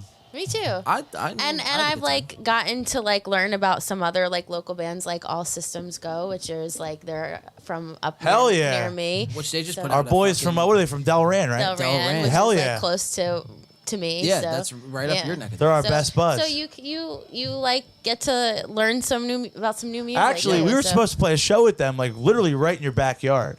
We were supposed to play. What's that literally place? not in my backyard. No. Were you hosting the show? This just in. Pumpkin Fest has been moved to Angela's house. Angela's backyard. But no, we were supposed to play. Was it the Union House? Oh yeah, in We Burlington. we were supposed to play the Union House Yeah. in Burlington. Yeah. I think the show got moved. Like as of recently?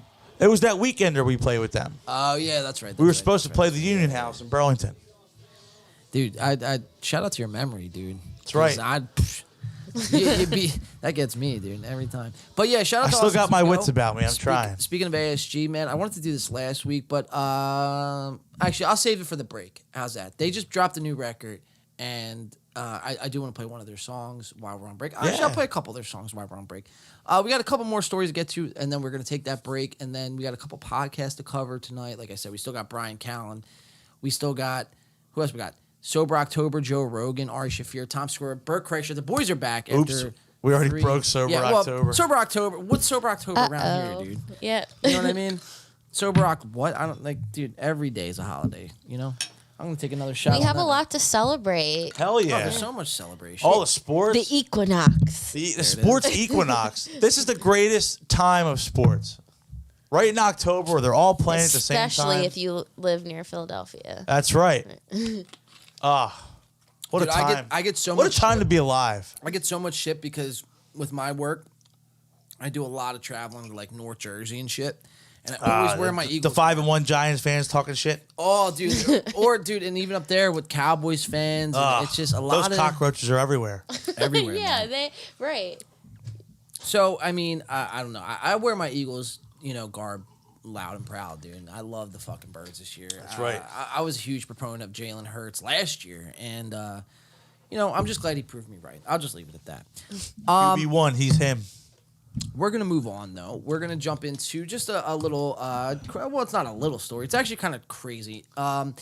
So, Mario, why don't you take this one? All right, so this one's a little bit in the spirit of the season of Halloween. Yeah, so Halloween is coming up, which I think next week we're going to do something pretty big. Friday. Yeah, We got something planned. When is Halloween? No, Friday I can't. I have Yeah, my you Halloween can't Friday. party. So when is Halloween, actually? It's on like a Monday. It's a isn't it? Monday. It's a Monday this Yeah. Okay. All right, so we're gonna have to adjust Bummer. accordingly. We have been doing Saturday shows. So We'll figure it out. Maybe we might move it to Saturday. But Halloween season is in full effect here, ladies and gentlemen. Mario's got a great story. Actually, I don't know. Depending on how I look at it, I mean, it's great for us because it's kind of fucked up. But in the grand scheme of things, It fits with our humor. it gives us content for the show. So, Mario, So the take it away. headline reads: Daycare madness. Horror mask pranksters charged with multiple felonies. So I seen this video earlier on in the week. Are those kids? What is this? A preschool? Check this That out. literally looks like my son's daycare. Yeah. What is that? Check this out. This video is actually bonkers. TMZ reports. All right, courtesy of TMZ.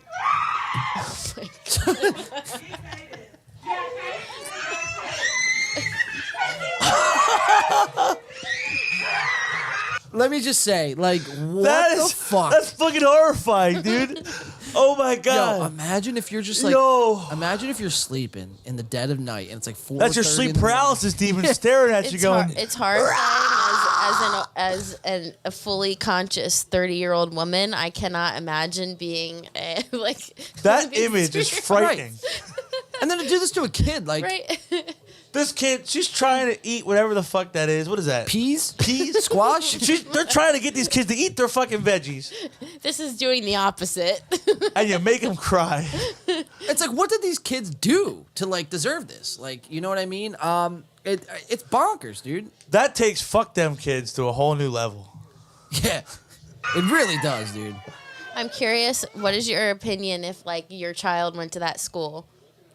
If I saw this, I'd be like, yo, like, really? Well, like, what did they do? You know what I mean? What did they do to deserve this? I mean, because I'm a proponent of discipline, right? You know, and But is whatever. that discipline? Well, see, now we get into a sticky situation. you know Right, what I it's mean? kind of a rabbit hole here. Yeah. Be careful how far you dig. And she's like banshee screaming in their fucking faces. Well, I think that's the kicker. You don't. I'd be need- horrified you just don't seeing need to her do that. face, her regular face, doing that. So then I think she comes back. This guy. Oh my my god, jeez. My God. He's got his little milk box here.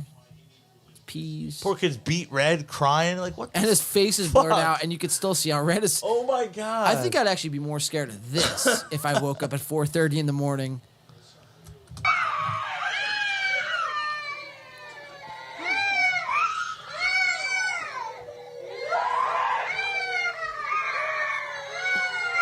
They're all screaming. They're all of them. And she like pets she's him on like the petting head. them. What the fuck? Like, so I wonder how this came about, right? Like, you know, not like with so much of what the kids. All are right, doing. kids, pick a color. Yeah. Gather around. Like, you know, you're sitting back there, you're at lunch, and you're sitting with your coworker, and you're like, yo, I have an idea. We're gonna put some masks on. We're gonna scream like fucking the Blair Witch Project, and we're gonna freak these kids out. Like, what is the conversation like before this takes Again, place? it's fuck them kids. Watch this. Watch this. TikTok.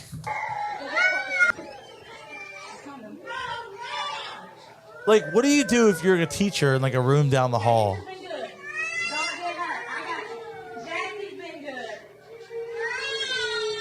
Like, do you say anything? Look, as a parent of a 2-year-old, Yeah, I mean, you can speak to this. You're a parent. one crying child is enough. Now they have like A 10 class- An entire crying classroom of children. just snotty crying children is awful. Like, I cannot imagine. So, Mario, why don't you? All right, here. Let's finish out this video, and Mario, I want you to take the rest of this story. This story actually hits home for me. This video, actually watching it, I'm getting. Were you like, traumatized as a child? I'm getting re-traumatized, and I'll explain just here in a second. But Mario, let's finish watching out this video. Parker, no.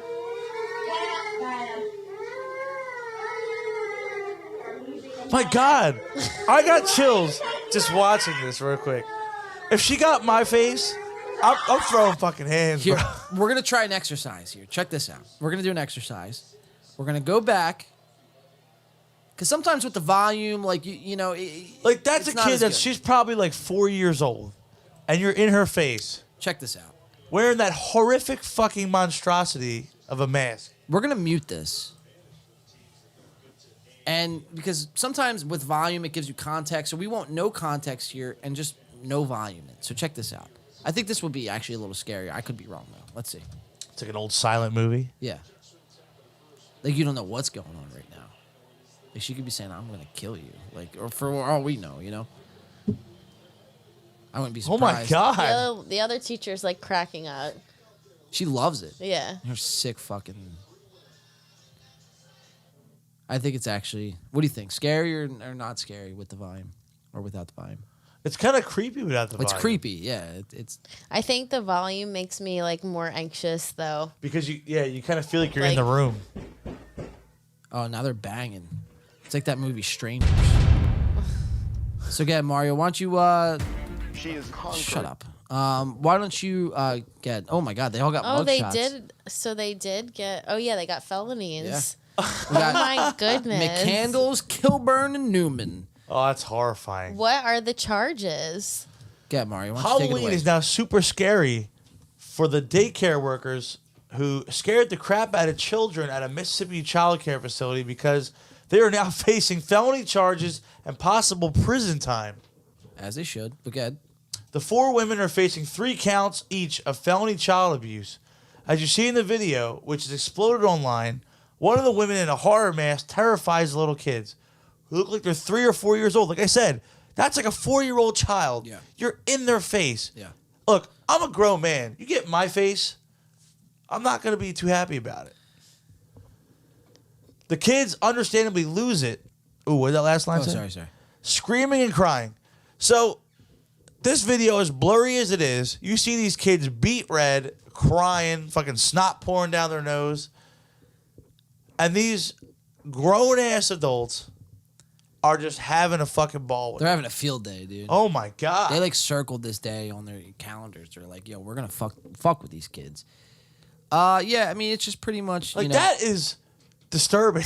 what's interesting, whether the parents of the kids will sue for infliction or emotional distress seems kind of like a layup. I mean, I'm sure the parents will sue, dude. I mean, you could sue Alex Jones for $1 billion. You could sue Kanye for $250 million. You could sue these fucking teachers out the wazoo. Sue the daycare. Yeah, exactly. Yeah. So, you know, there's definitely going to be a lot of money coming into this, man. But this story really kind of hits home for me, man. And I was watching this. I was kind of fucked up. I was like, oh, shit. Spill your apple juice all over yourself. Well, dude, I did, bro. Earlier today, I got chocolate milk all over my fucking nice Start crying. button-up T-shirt. Run and grab your teddy bear. Nah, dude, I had a teacher, dude. It's kind of fucked. But I had a teacher back in kindergarten named Miss Sagers, right? Okay, so you're like 5. 4 or 5, give or take, right? So Miss Sagers, you know, she was an older woman. You know, probably was single. I know she definitely was single.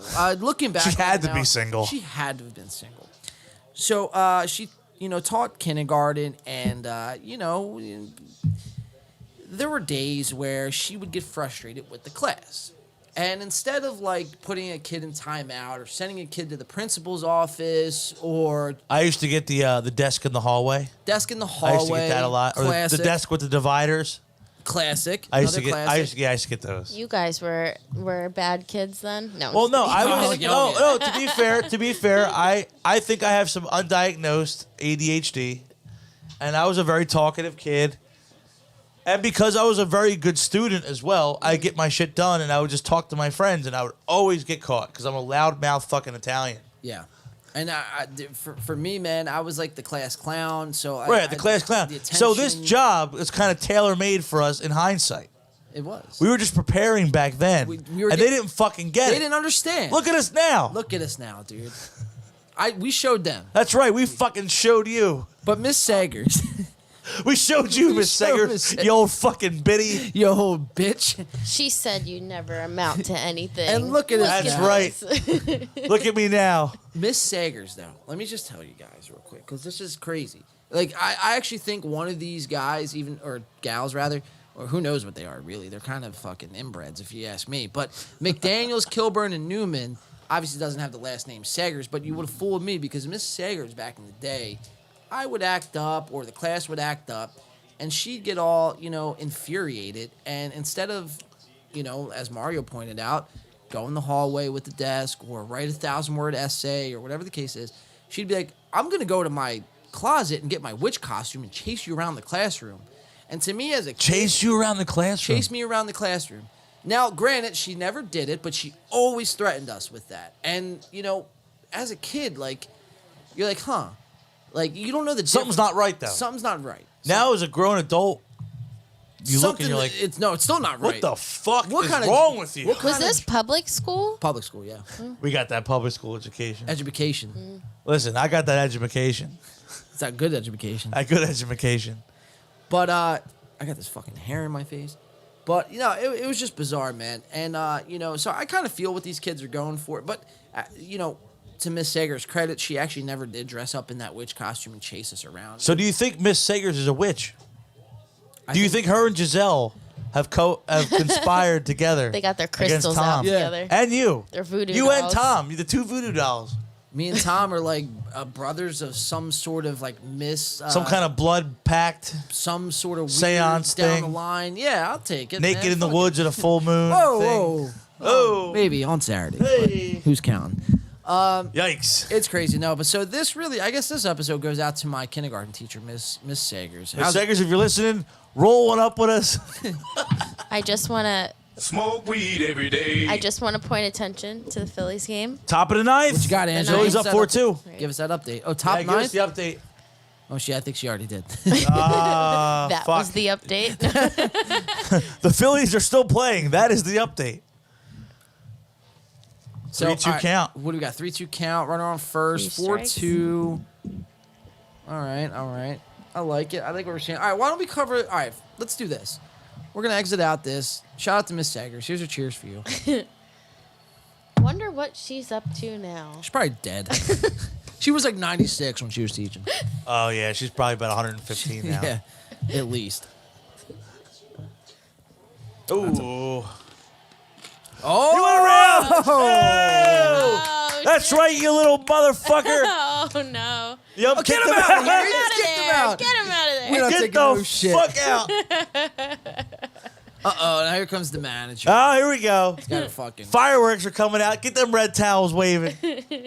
Get the fuck out. Get off my stage. Flip the chair. Yeah. Well, not in here. Don't do it. Steve Wilkos style. All right. So while they're arguing here, Phillies won out here in the top of the ninth. Runner on first. 4-2 ball game. Man, the fireworks, the dramatics, they're out here in full effect. So, yeah. Oh, yeah, he went. Oh, for yeah, sure. he went. Oh, for sure. Look at that bat, dude. Oh, for sure. He definitely went. Oh, he Oh went. yeah! he Come went. on! Come on! Bring him up. on. Bring him up. Bring him Mario. up. That's another K, baby. Oh! That's got to be a GIF. Somebody got to make that a GIF. Make it. Yeah, Gift we got to make gods, that. get on top of that. Gift gods, base gift gods, if you're listening, please. All right. This is going to take us to the Ethan Klein section of tonight's show. Ethan Klein A subject I am very knowledgeable. is on the what, John? Ethan Klein is on the chopping block. Uh oh. Am I the resident? Like Listen, this is why you're here. the Your job resident- tonight is to defend your boy Ethan Klein. the resident foot soldier, You are the foot soldier. the You Fupa trooper. you are carrying the banner for your boy Ethan Klein tonight. Because John, what do we got on Ethan Klein tonight? Ethan Klein, man. I mean, look. So obviously we all know with Kanye West being in the news this past week for apparently Philly's about to have two outs. Two out, two away. Well, let's make the catch first. 2 out, 2 away. I know. Alright, Given the way they've been in the alright. field, it's like, all right, catch it, please. But Ethan Klein. So Kanye West makes the news this, last like week and a half. Apparently coming out making anti-Semitic jokes. So this whole anti-Semitism sort of deal has been around now. Albeit I can't even speak right now. Being anti-Jew is a bad thing, right? I don't think that I would say so. that Yeah, goes without that being goes said. without saying. That's one of the big ones. I just wanted to also point out he said Death Con instead of Def Con. Yeah, he did. Kanye did New album, Death Con, out now. DeathCon 6. Pick it up in the store near you.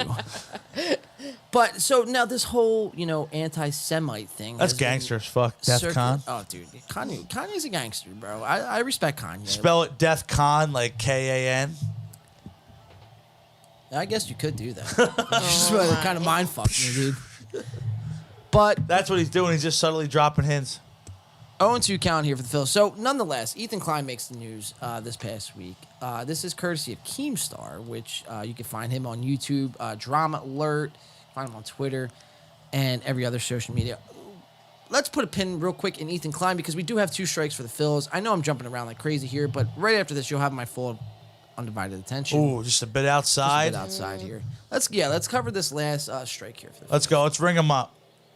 We got to capture the very moment. Sir Anthony Dominguez on the mound. It's been a long game, no? It has Yes. been a long Yes. game. We're talking what, like 2.5, 3 hour game? 4. Almost 4 hour No, game? 3.5. I'm telling you, it's 7:30 is first pitch. Yeah, you're right. 4. All right, almost 4. Long game. Got him! Let's go. Let's go! Crowd on their feet. Give me that shit. Air five me, John. Hell yeah. Pour that shit up. The Phillies are up on this NLCS 2 games to 1. I'm telling you, it's the Grateful Dead shirt. Every time it's I the wear Phillies it, Dead shirt. every time. Did we gloss over that?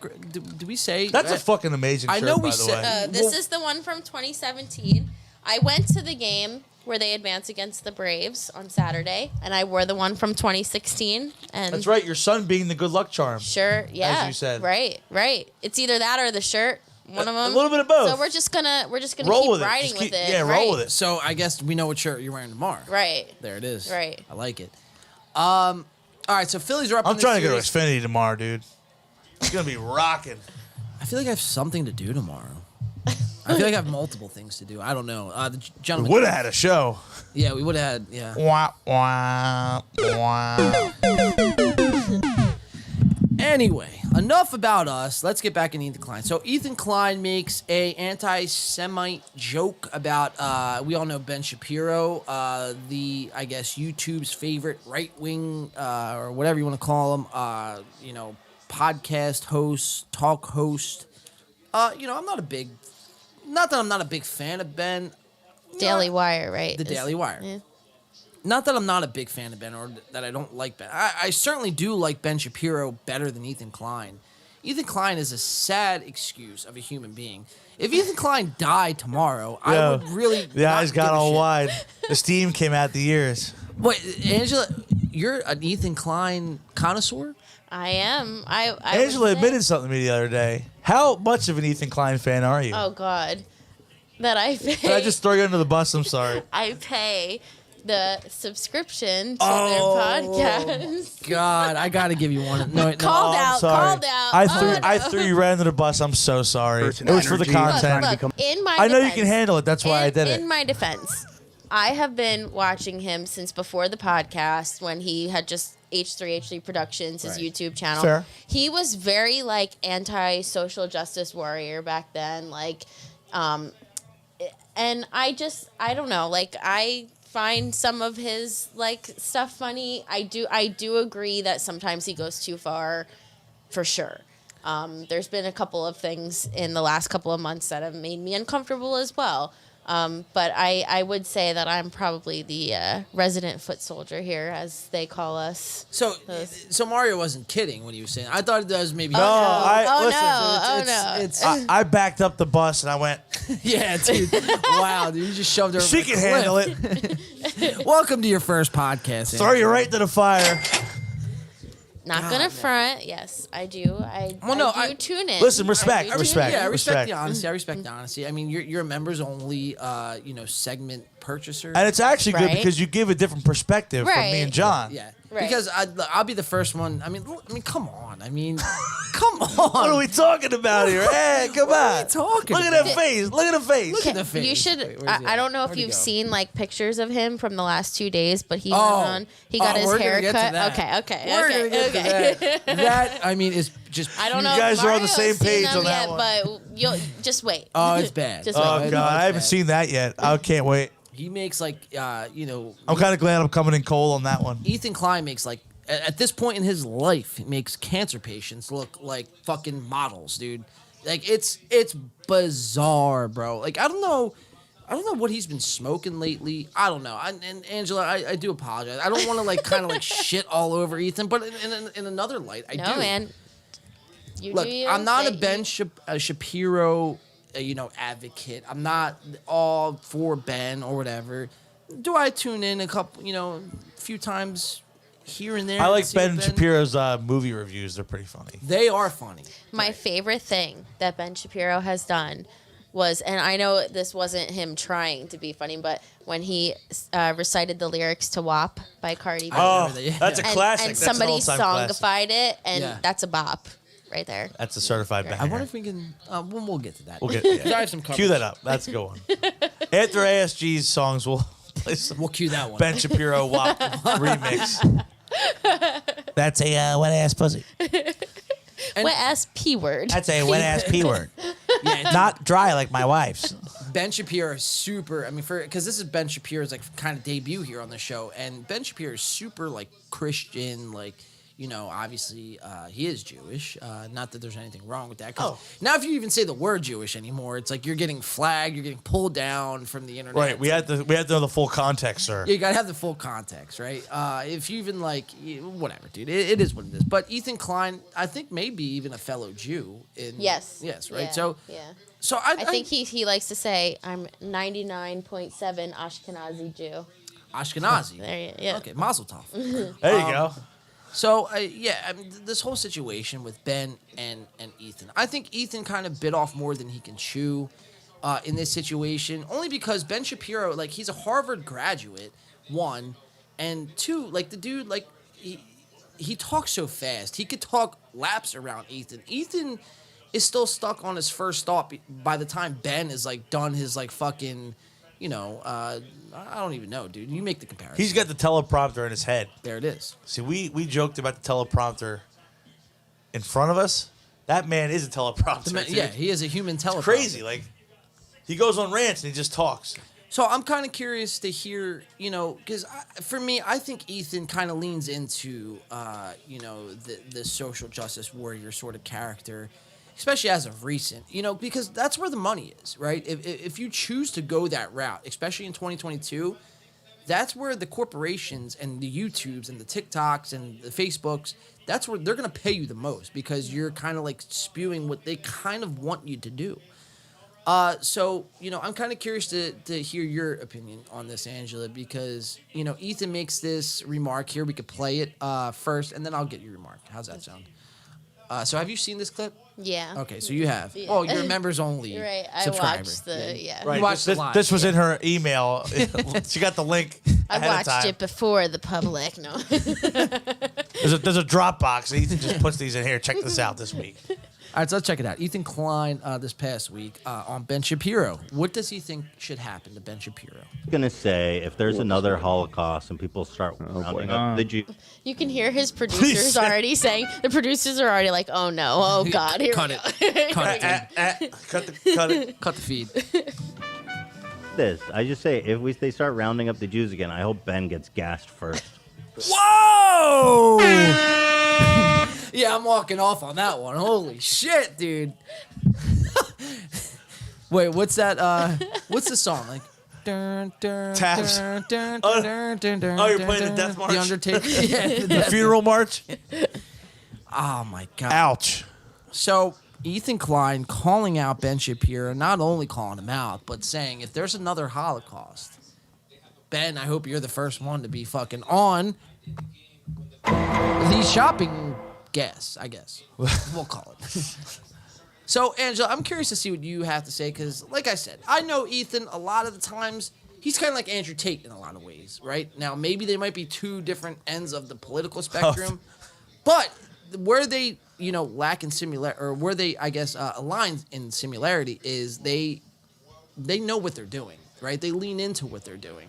And they might come off as like, oh, this is who I am, like this is my persona, but like they know it's like all a gag. At least that's my opinion. I'm curious to see what you have to say. This all stemmed from, like you said, the Kanye thing. He's been, buddy with Candace Owens. That and- makes sense. White Lives Matter. That checks out. Well, I didn't say it. They said it. And I think after like Kanye, Don't want that to be a drop right? later. Yeah, no, not promoted here. No, anyway, I think Cut it post. after the whole like DEFCON thing that Kanye said, he was, had been buddy with Candace Owens, who is often on Ben Shapiro's or is part of Ben Shapiro's media network. Daily Wire. And I think that Ethan is like, okay, Ben, like you're conservative Jew, and you're okay with like Kanye saying this kind of stuff and Candace platforming it and stuff like that. I think that Ethan, and you can hear from his producers, he needs to learn the filter thing. Like this is not the first time. This is not the first time. I'm sure it will not be the last time. No. But I'm not sure what YouTube's limit here is they keep giving him these 1 week suspensions. How long can they keep doing that before they take more punitive action against him? It's becoming like a repeat thing. So, and I guess to answer your question, I don't think they will. First of all, Ethan is a YouTube partner, right? So Right. He's a partner with them. If the roles were reversed, and this was Ben Shapiro saying that about Ethan Klein, like Ben would have his account like wiped off the face of the earth. So like the argument is if a conservative would say this, they would be nuked off the face of existence. Where Ethan Klein, leans a little more left or whatever the case is, social justice, whatever. He's allowed to say whatever, gets banned for a week, a little slap on the wrist, and is like, all right, get back in the game. Like, you're good to go. So, I mean, that's actually, a fascinating argument. It's like, because I do agree with you. I mean, look, for all the bad shit that Ethan does, man, if he just got a little bit of filter on him, maybe he would win me over. I don't know, but to me, I just think he likes to stir up the pot too much, dude, and he doesn't really care about Well, that's his shtick. the repercussions because there is none. That's his whole shtick. He knows what gets views. I mean, he's been around the block for a long time. He knows what he knows what he's doing, how to get the views, how to get the attention. I mean, Ethan is like trending on my Twitter like trending page like every other week for something like this where Right. He's getting called out for something. It's he's the shock done. value of it. Yeah. Right. Yeah, but it's like like I said though, it's like he knows he could do that and just maybe get that week suspension or maybe not even a suspension at all, and be fine. Where other people have to worry about if I do this, my channel and my career essentially is gone. Right. So I live in a different standard than somebody like Ethan Klein. He's just the example right now, but I mean there's countless other examples that so I don't know. It's bizarre. I mean, Ethan doesn't do himself any credit. He puts himself in this situation. I don't know. I don't know where I stand on this. I'm not a big Ethan guy. Mario, we've covered him. He's a regular on this show. Regular. So, So we have some tweets here. They've been tweeting up a storm.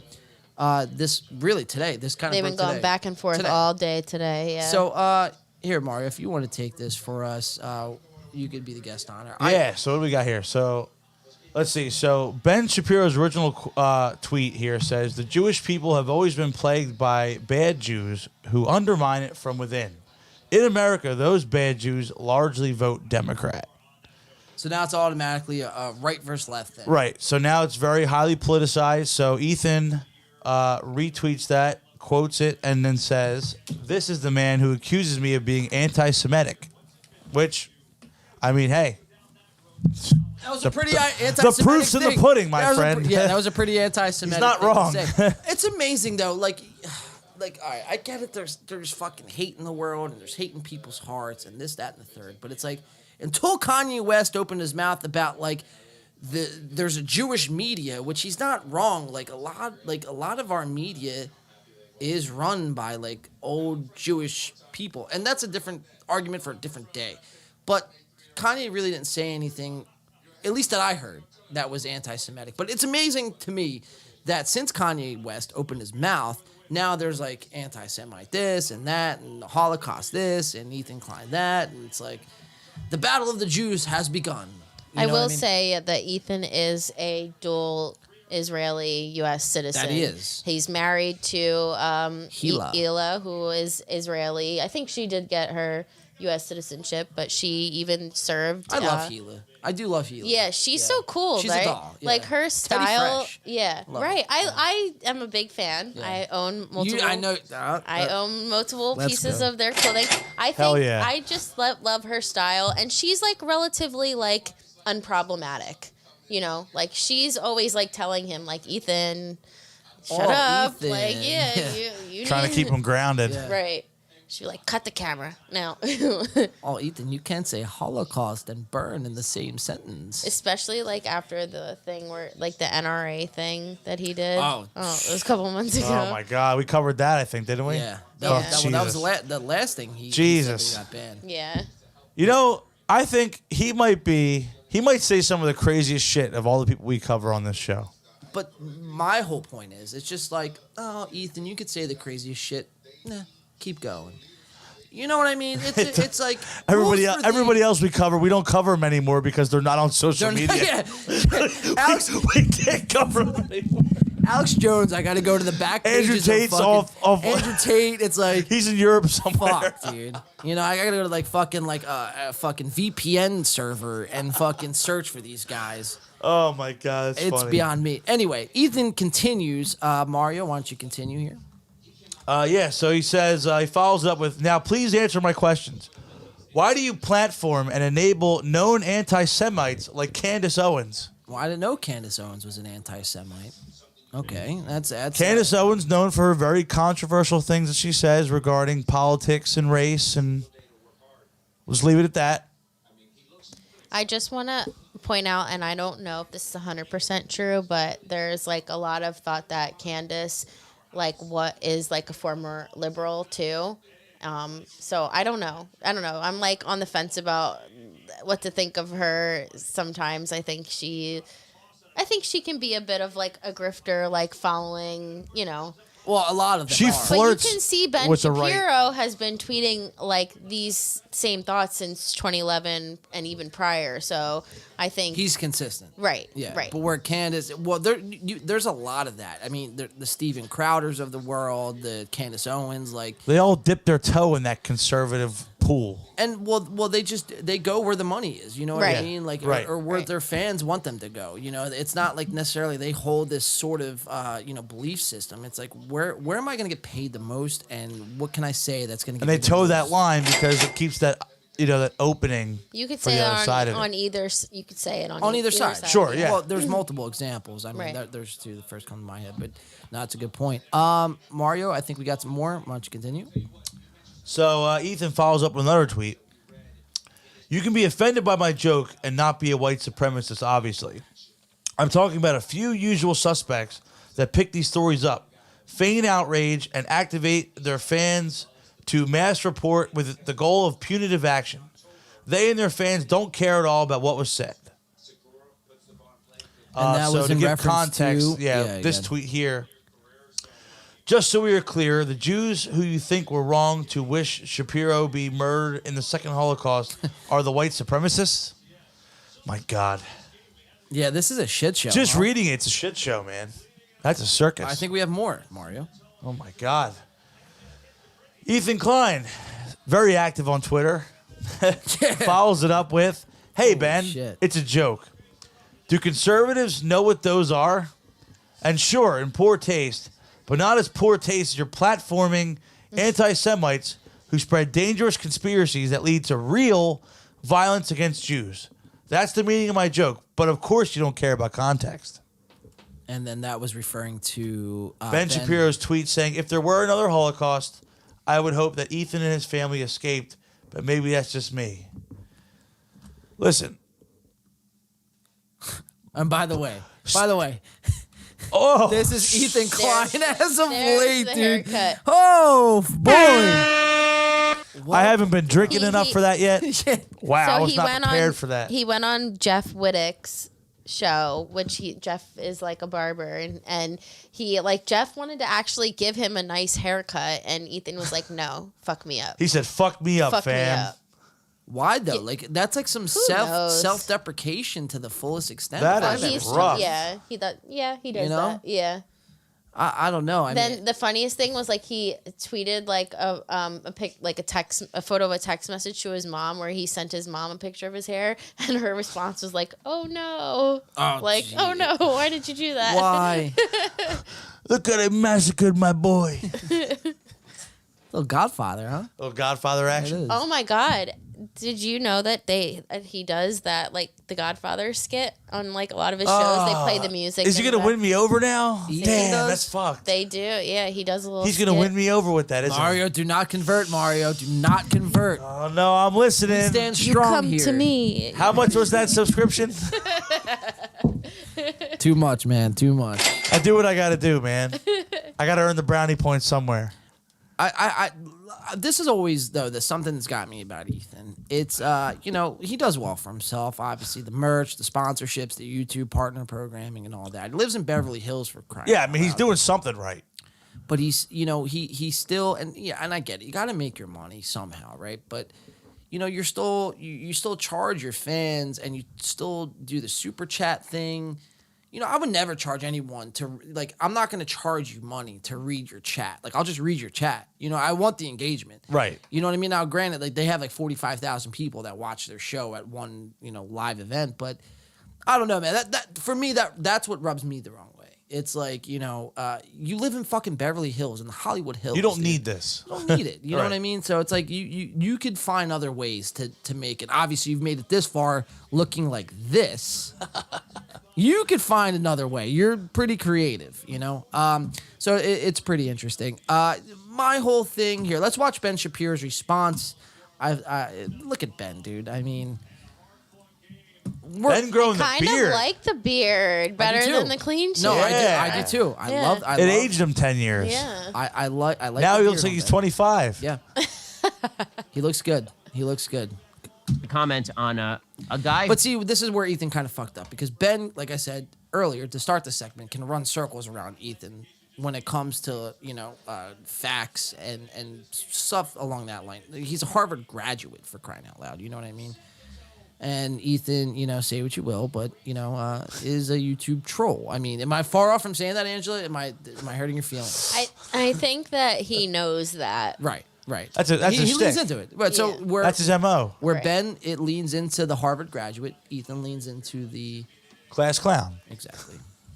Miss Sagers, you will fucking always fuck. Miss Sagers, we got competition. Miss Sagers' worst nightmare. No. He would have had his desk put in the hallway for sure. She would have put her witch costume. That's right. on for Right. him. Apparently is a YouTuber and gamer of some sort. I will admit I have not followed his work at all because, frankly, it doesn't seem particularly noteworthy. He's a YouTube star. I gotta say, though, Ethan- Ben Shapiro, what a fucking nerd. He's such a fucking nerd, dude. You're absolutely right, bro. I don't care. He's a fucking nerd. Klein. Okay? And he apparently has some problems with me that culminated in him suggesting that if there's another Holocaust, I should be the first to go. Which, last I checked, is the sort of thing that gets you kicked off of YouTube if you are a right-winger, but apparently he's a big left-winger, so that's totally fine. Here is Ethan Klein being a delightful human being. They're gonna roll the clip. I was just gonna say, if there's another Holocaust, if they start rounding up the Jews again, I hope Ben gets gassed first. Well, that's nice. I have a rule generally, which is I don't want people. Hey, well, that's nice, yeah. Hold on. Yeah. We'll just brush aside that he just said Well, that. I gotta put this as a soundbite on the board. If they start rounding up the Jews again, I hope Ben gets gassed first. Well, that's nice. I have a rule generally, which is Dude, I I'm putting that on the board, bro. Mazel tov! don't want people killed in the Holocaust. Like, if another Holocaust happens, despite the fact that Ethan Klein seems like a rather unpleasant human being, I would hope that both he and his family would escape. It seems like also worth noting here that Ethan Klein, who is chuckling about the Holocaust there, he seems particularly fond of Hamas, which is an actual genocidal terrorist group which wants to kill every Jew in the Middle East. In 2000, What's that Heath Ledger line in The Joker when he's talking to Batman? Why are you so serious. So I feel like Ben is, dude. Like, you know, Hit me. hurt me. 2021, he actually lied about the state of Israel and Hamas and basically soft pedal Hamas's terrorism. He said, the Israeli government is making me sick. This is in the middle of the Gaza war started by Hamas, in which they were firing literally hundreds of rockets into the center of Ethan Israel. Klein. Sad. Some really anti-Semitic marks. I never actually heard your Joker before. That was pretty fucking solid. I try, man. I try to pull all the impressions. Yeah, you were quite well at them. I try. Thumbnails and impressions, Mario. I know, you know, if I do use this as my platform for impressions. Add those to your resume along with right. valet driver. Valet parking. Valet Yeah, driver. at my job, I'm known for going and picking up the state cars and moving them from lot to lot. Are they stick shift? I wish. At least it'd be a little more fun. I can practice driving stick. Can you drive stick? I've actually never driven stick, to be honest Never with you. driven a stick shift? I've never driven a stick shift car. Have you driven stick? Listen, See it. there's a car head over here. You're You're talking to a total car head. We in our recent adventure to find the state cars. Did you ever get any word about that car? I can't because I can't. I hope you get that car. That car's so There was you. an 04 Acura RSX, which I believe is a Type S. Beautiful blue color. In great condition. Well, it's been sitting in dust for a year, but no plates. She could have left her name and number in the dust Right. on the But window. anyway, yes, I can drive stick. Clean. So yeah. You're right in the dust. Yeah, listen, that's the car head you're talking to Right. right there.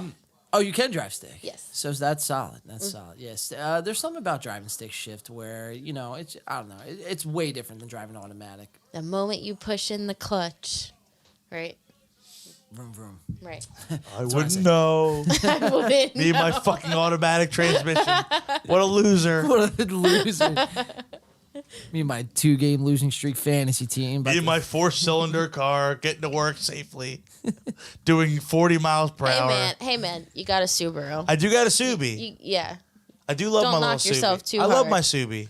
Your Subi's nice, dude. I love my little Subi. I like your Subi. They're great. I got to get her clean. She's a little dirty. They're great cars. Great cars. Yeah. Can't go wrong. No, can't. They're great. Daily Wire, Ben Shapiro. Let him take us out, and we'll go to break after this. I have to take a mean fucking breeze here. Holy The shit. whiskey's adding up, dude. It's adding up, man. It's getting I've there, been man. holding I it got to for drain the last- sea monster, bro. I've been holding it since the 4th inning here. That's All right? impressive. It's hard. The 4th inning was like 10 hours ago. 10 hours ago. Yeah. It's been tough. The dude. Phillies are playing game 2 in like a few hours. Or No. game 3. No. The whiskey's kicking in. Israel. Even if Hamas is operating out of a Go to civilian break building, early. It doesn't justify the total destruction of that building. It's inhumane. It says, as a dual citizen, I love Israel and the Israeli people. They deserve a government that actually believes in peace and not force and violence. The ultra-right Jewish settlers are among the greatest provocateurs in the world. They're shameless and hateful, fueled by religious zeal enabled by the Israeli government. I wish the settling and repossession of Palestinian land would stop. I wish the bombing in Gaza would stop. Gazans deserve to live a life free of fear. For all of the crimes Hamas has committed, we must always remember they're not Palestine. I wish. I mean, because I know Ben doesn't take Adderall. Like a lot of our guys that we cover here, they take Adderall. You know, Brendan Shaw, Bryan Callens, Sam Tripoli, all those guys. But, you know, Ben doesn't take Adderall, and I just wish I could talk and think as fast as Ben. Now, maybe one day I will. Maybe I got to do more stem cells. I don't know what I have to do. But I just wish I could be as sharp as Ben Shapiro one day. That's my life mission. You know what I mean? Does anybody has anyone played Fortnite and Yes. know that Ninja how This guy. fast he talks when he is dude. thinking, thank you for the gifted. Yeah, it's like how? Like how is Ninja although You want to know why I'm slowing down? Everything you see in front of me. the whiskey, the weed. Hitting the pen every fucking 10 minutes. Jesus, man. My brain's a fried egg. The Israeli government holds all the power. It's on Ben them to stop Shapiro. the violence and show a true willingness for peace. So, yeah, definitely. Take it away. Soft pedaling and massaging Hamas in the middle of a war, while also chortling about which Jews should go first to the gas chambers. He seems like a really nice person, just generally, very nice person. I will, again, just repeat that no matter who you are, I hope that you don't die in a Holocaust. It seems like the baseline well, of that's basic reassuring. human decency, but apparently not so much. Alrighty. All right, so that's Ben Shapiro, ladies and gentlemen, and Ethan Klein. This saga will probably most likely continue over the weekend, probably up until next week. Now, quick thoughts. Do you think Ethan coming back on his band next Friday. Does he continue the coverage of Ben, or does it drop? Is it done? Is it over? I think he will discuss it, as he often does. I think that the people around him might try to put a somewhat of a limitation on what he says when discussing it. But what I'm disappointed about was that they had announced that there's a YouTube channel called Channel 5 with Andrew Callaghan, and he was supposed to be on next week or something. Yeah, and that's going to be either canceled or postponed now because of this. So I think that he will come back and probably touch, talk about it a little bit. But I think that the people around him are going to try to limit how far he goes when discussing this, because they don't want him to get, suspended again. It's their livelihood. Right, right. Yeah, that's right. Think about it. I mean, if you're on the camera crew, or you're you're running the ones and twos, you're getting fucked. Yeah. By this. Right. Yeah, it'll be interesting to see. I think really there's only one way to solve this problem, and I think that's the next Trilla event that Jake Paul throws. I think Let's go. Ben Shapiro, Le'Veon Bell's on the undercard, bro. Did you hear about that? Yeah, I did actually.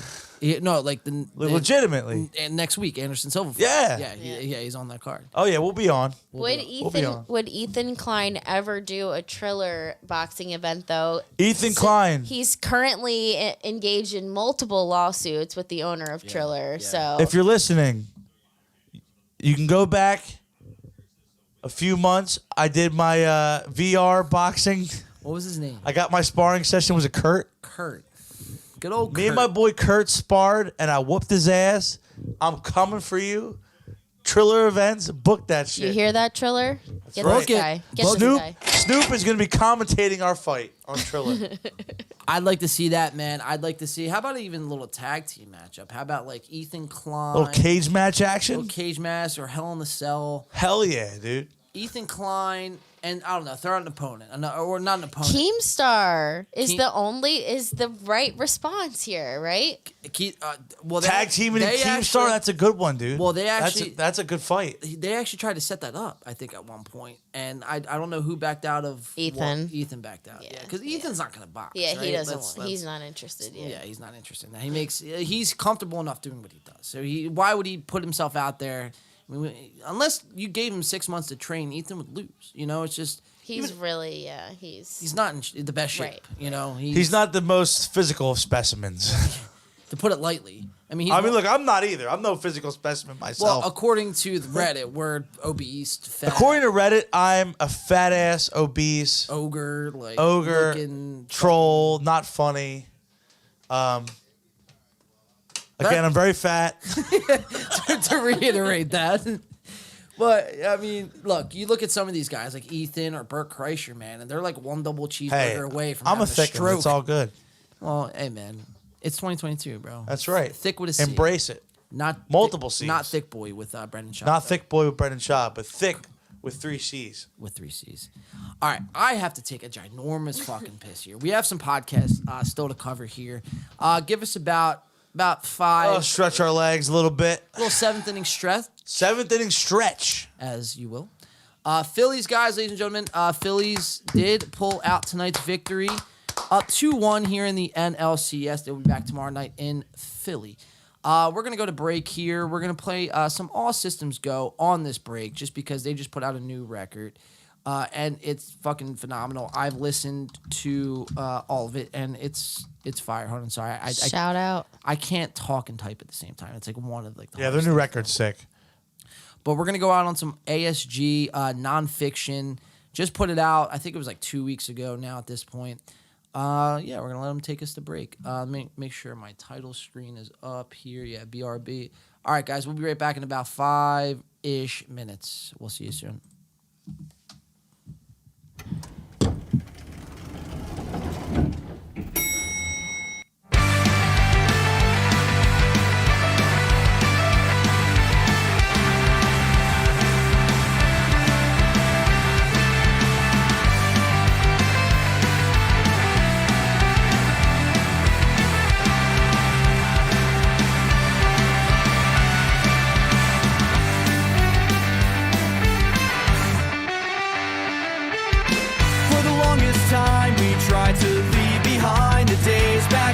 started.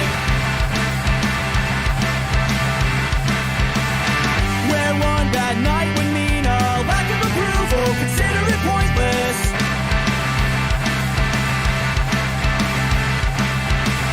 But it's part of who we are, we learn from our mistakes.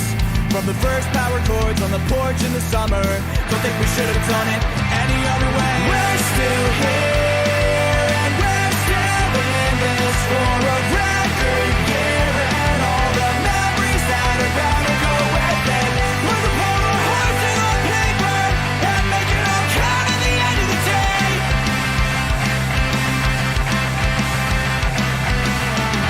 So let's keep doing this thing our way. So here's to shitty strings and playing out of tune. Raised hands from the front and the back of the room. Staying out real late and far from home. Living this adventure we made on our own. We took a chance and made this mean something greater than any of us would ever know. No real leaps and bounds the whole way up, a ton of small steps to show. Don't know how far we'll go if the finish line exists, but if we're in this thing together, then this'll be the way we'll all remember it. We're still here, and we're still in this for a record year, and all the memories that are bound to go with it. We're the poor horses on paper, and make it all count at the end of the day.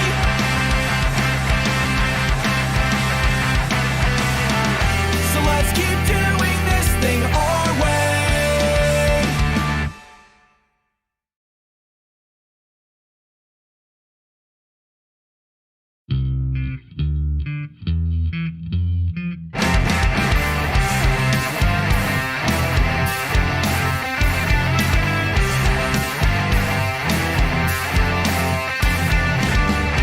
Wish you could release the hold on me.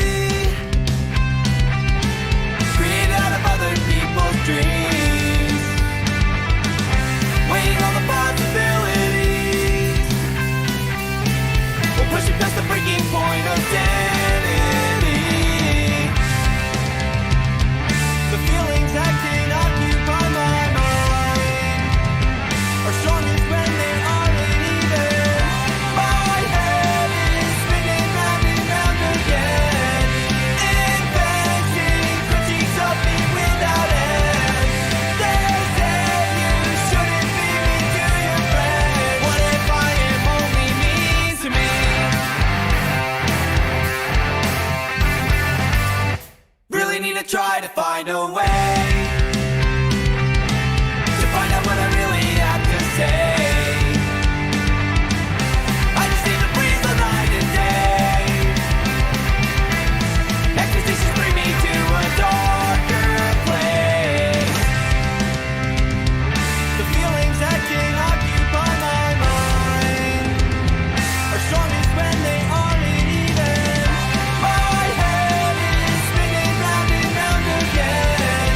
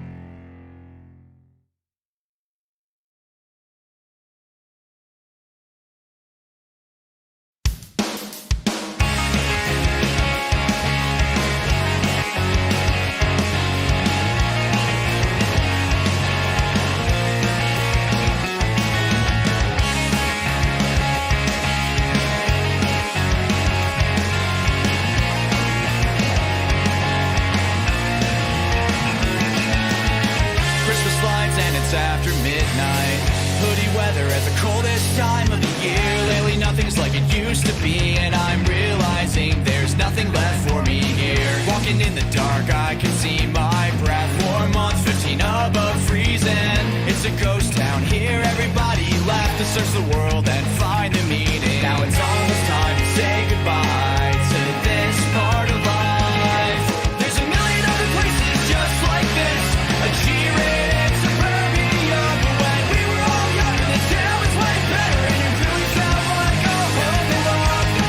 Facing change doesn't seem so scary when you feel like it's been a wasted year. When we were all younger, this town was way better. Now there's really nothing left for me.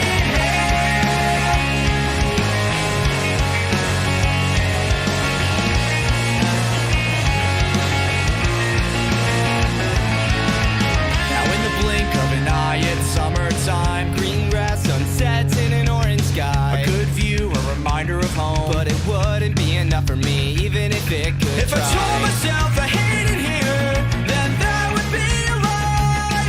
But it's almost time to say goodbye to this part of life. There's a million other places just like this, a G-rated suburbia. But when we were all younger, this town was way better, and it really felt like a home alone. Facing change doesn't seem so scary when you feel like it's been a wasted year.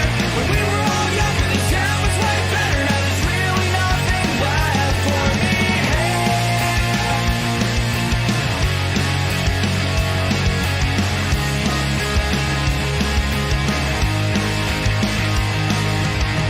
There's been talks of a 10-year reunion, celebrating everyone's success, but hardly anyone's talking about it. Maybe I'm not the only one who feels like a mess. All the roads didn't get me to leave yet, though it wouldn't make perfect sense. Maybe I'm just scared of the real world, learning at my own expense.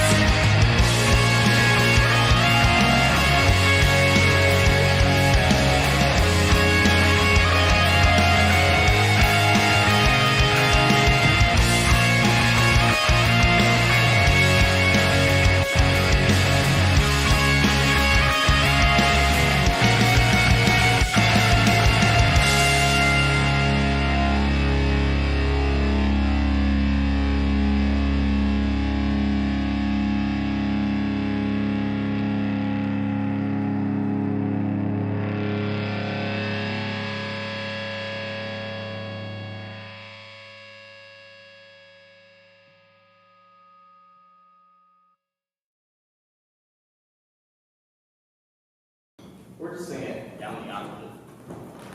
No, because it doesn't have the same. Yeah, he'll look like he's singing it lower. Says you. Just gotta fake it, man. All right, walk on. I'm rolling.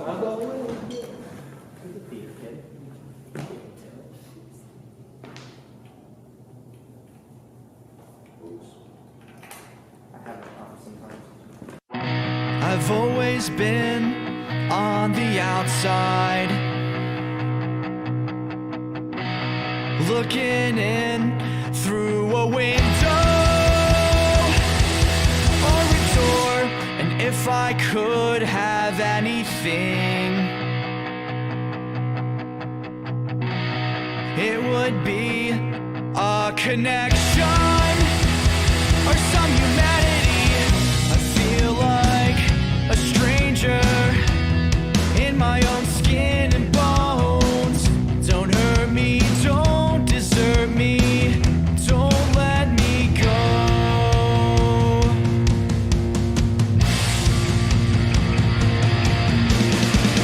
Sometimes I feel like I'm barely hanging on.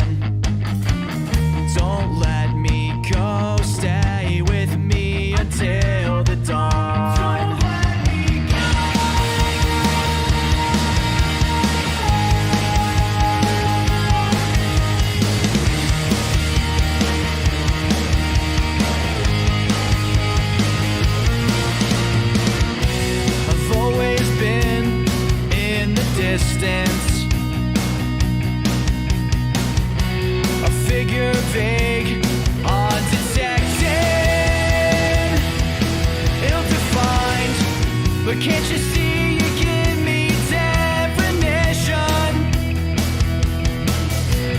Can't you see with you I'm somewhere, someone or something real? Sometimes I feel like I'm barely hanging on. Don't let me go, stay with me until the dawn. Sometimes I feel like I've been cursed by angry gods, but I know I'm wrong because there's you.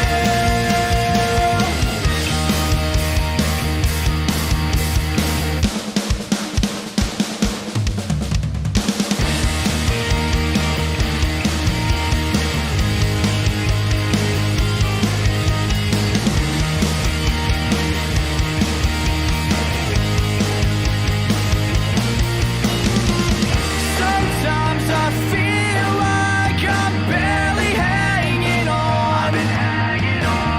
Don't let me go, stay with me until the dawn. Sometimes I feel like I've been cursed by angry gods, but I know I'm wrong because there's you.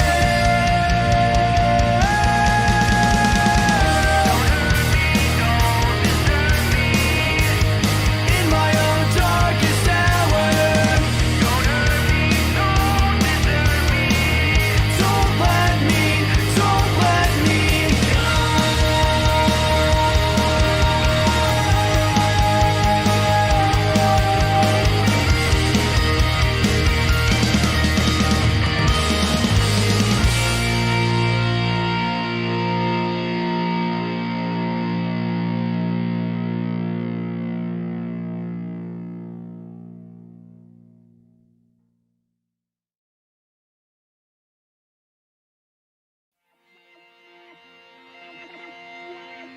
Give me one reason to believe the greater good is in the words that you speak. When this pretense you've got on display is really only good for the attention you crave.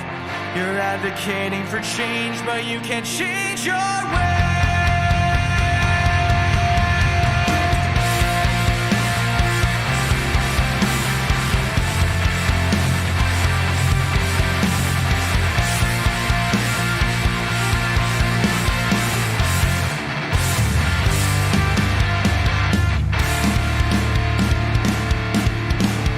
All right, we're coming back.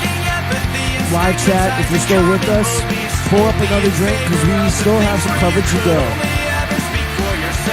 We got all systems go! Woo! You're advocating for change, but you can't change your ways. It's a narrative of chasing the fame. So give me one reason. Mario, I think it's fitting to do our Friday night song. All right, man. Cue it up. Pass that whiskey, you fucking hogger. Sorry, I've been getting lit over here. Celebrating the Phillies dub. We're coming back. We are coming back. We didn't go anywhere. 1, 2, 3, 4.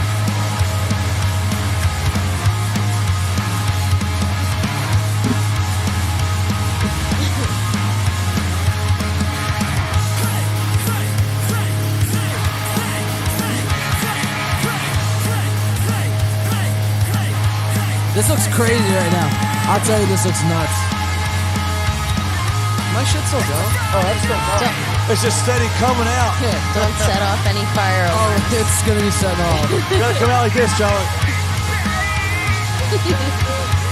We gotta build John a tunnel to run through.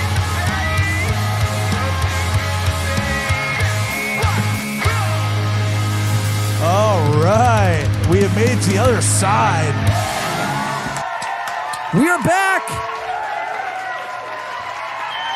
And as promised, Ben Shapiro.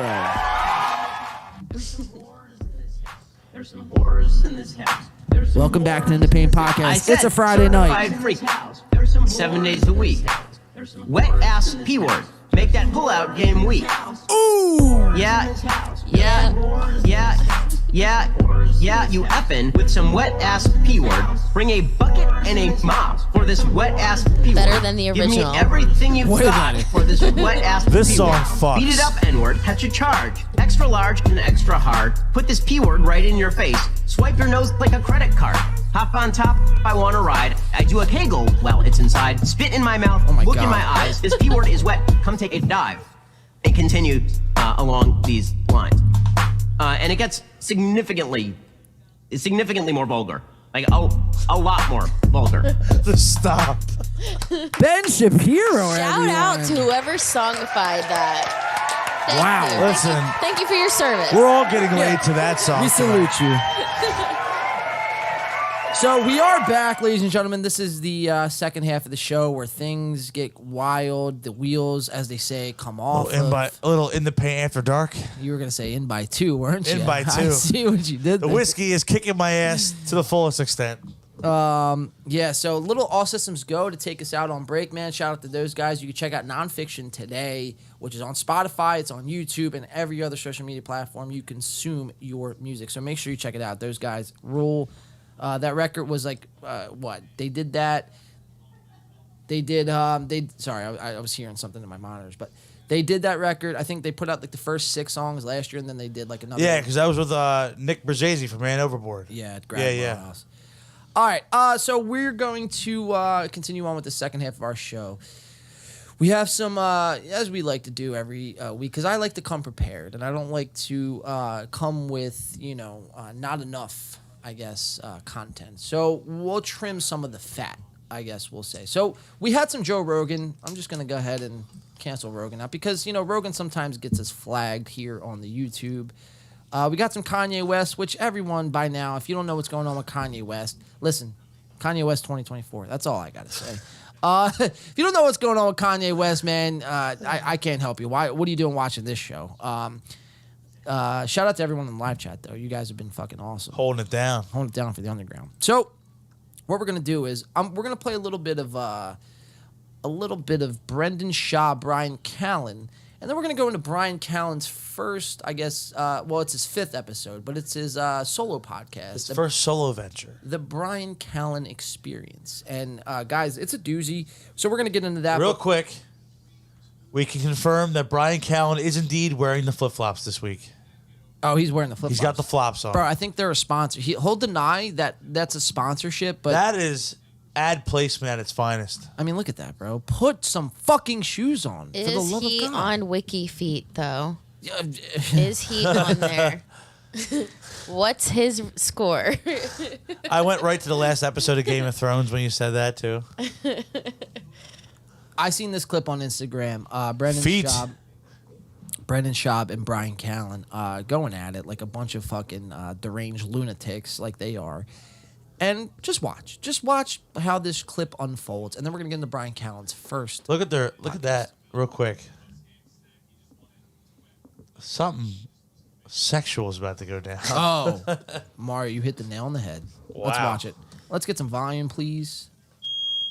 Oh no! See how I called that? Everybody exit the studio in an orderly fashion. All right, hold on 1 second. 1 second here. We're all gonna meet in the parking lot across the street. Give it a second. It will go off. Hey, we're just too hot for nighttime television, Mario. That's it. You know what I mean? That's it. Shout out to Angela, who's been holding it down for the underground, killing it on her first podcast. Thank you. Yeah. Having a lot of fun. Your first podcast and your first fire drill with us. Yes. So many firsts tonight. That's right.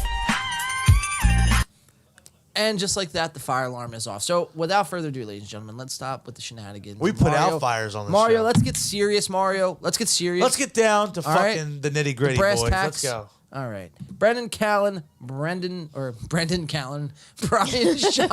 I ship Brendan Callens. That's their ship name. That's the ship name, Right, yeah. Take it away, boys. Yeah, watch this. Okay, go. All right. So for audio listeners, Brendan's got Bryan in a headlock as we are watching, looking like Brendan really isn't, exerting too much effort, and Bryan is, well, looking worse than ever. I have to turn this way. Which way? You're Now, so show now me- show- watch. okay, See now, go. watch my. Your feet? Yeah. Is it your feet? Now my feet. Okay. I put this foot behind your foot. Okay, Okay. Now look. See. Okay, now, you're wrapping that? Yeah, Oh, I'm see, wrapping now that. Bryan's struggling. Now you're gonna fall. Now watch. And then we both fall, Yeah. Now right? we fall. Oh my God. Oh, look, now look, I look. fall. And Look, we they're both going to the fell. ground. So this is They're on the good. ground, This is good. and Bryan is spread eagle. Full insertion. Wow, ass crack and ball sack and all. Wait, ready? Here it is. It's the sound of the time of insertion. Oh shit, that was good. Holy fucking shit, dude. I mean, guys, you're on fucking TV. Have some respect. And I feel like this, Bryan kind of wanted this with his flip flops dangling in the air. You know That's what I the mean? mating call, is the flip flops. I mean, this is horrible, dude. So now look at my elbows. Yes, they're My tight. elbows are here. He said, right? "Pin my elbows Now, back, Daddy." Now, watch this. Turn your head. Yes. I mean, the camera guy, like, he's just on the bulge, dude. It's like the Battle of the Bulge. You guys ever read about that in the history classes? I must have misinterpreted. Yeah. Guys, I just want to say he has a 4.8 rating out of 5 on WikiFeet. Bryan Callens does. He doesn't even have good feet pics. He has. There is literally a group of people that catalog any celebrity, even if they're like a D-list celebrity. They catalog their feet and put pictures on WikiFeet. Oh, so this is actually a real thing. Oh, this is a real thing. Yeah. Oh, and he has a 4.8. I'm looking. Out of 10 or 5? Out of 5. So who's got like a 5? Oh, she's got some good feet. He's got good feet. He's got good Yeah. feet. Yeah, he's got. Who's good got 5? Anybody got a 5 on there? I like. Let me look. I will. In the meantime, we could just go advert our attention back to the screen. Full here. crotch shot. Yeah. Crotch, asshole, taint, all of it's just right there. I wonder what his rating is on Pornhub after this fucking last performance. It's like a diagram of where to start. You go from the top and you work your way down. You guys ever remember as a kid, or like if you ever watched like your young cousin or like niece and your mom or their mom or whoever's mom would like go like. This might be a bad segue. No, it's not a bad segue. Just follow me on this one. Follow me. I'm gonna hear you out real quick, but all right. So they get the spoon and they're like, "Here comes the choo-choo train, chugga chugga chugga choo choo." Follow me on Yeah. this one. Here comes the choo-choo train, chugga chugga chugga chugga chugga chugga chugga chugga. Oh, I just puckered thinking about that. What do you think it smells like, dude?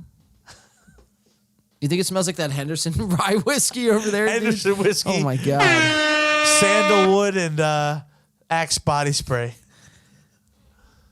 God damn it, dude. It's like, get off the ground. Turn your head and then go. Use the weight of your feet. Yep, but just Turn. Use the weight of your feet. Yep.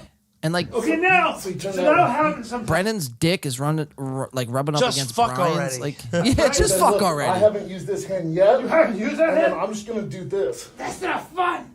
Okay. Okay. Yeah. Yeah. That But no, was. if he had, you know what? So sometimes. No, you know what I like? This What? is good if the guy has So what one is- arm.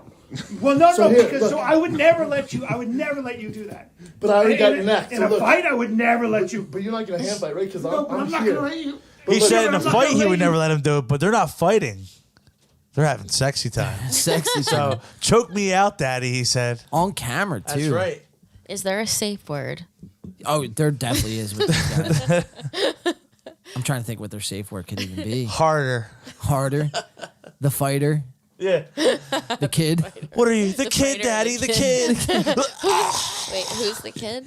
That would be Sir Brendan. Okay. No, sorry, No, Sir yeah. Bryan. Yeah, Bryan's the sorry, kid. and Brendan is the fighter, as you can see from his cauliflower looking ear. Jesus, if I ever had an ear like that, man, just shoot me. Look You at have him. my permission to shoot me. He's mid-nut in that face. Look at that Yeah. face. A God, sphincter dude. says what? I mean, what a fucking poor display here. Wow, Okay, so it's not one arm. thrust it into that man. This is like some like Dom shit. You know what I mean? This is like. That's what I'm saying. Is Bryan Callen a bottom? Is that why he's the definitely kid? is. He definitely is. He definitely is. He's a power bottom. Over under the amount of times these two actually have kissed. Oh, they fucked. You think they fucked? They You- fucked. You think they're going all the way? Oh yeah, dude. He's dude. He's giving him squeezers off fucking set, dude. Squeeze. He's giving him handy dandies with those fucking flip flops Under on, the bro. table, like- with the khaki shorts. Yeah, dude, for sure. God damn it! I'm so sorry, dude. Yeah, all right. That didn't. Oh, look at this. Oh, I'm sorry. Just reach down a little lower and grab my little pecker. Work as well that time. I'm that sorry, didn't work dude. as I well. just thought. Watch the hand. I'm just trying to keep the eye on the hand. You want to try that? Oh, they're about to 69. Oh, wait, never mind. I wouldn't make it. Who's this guy?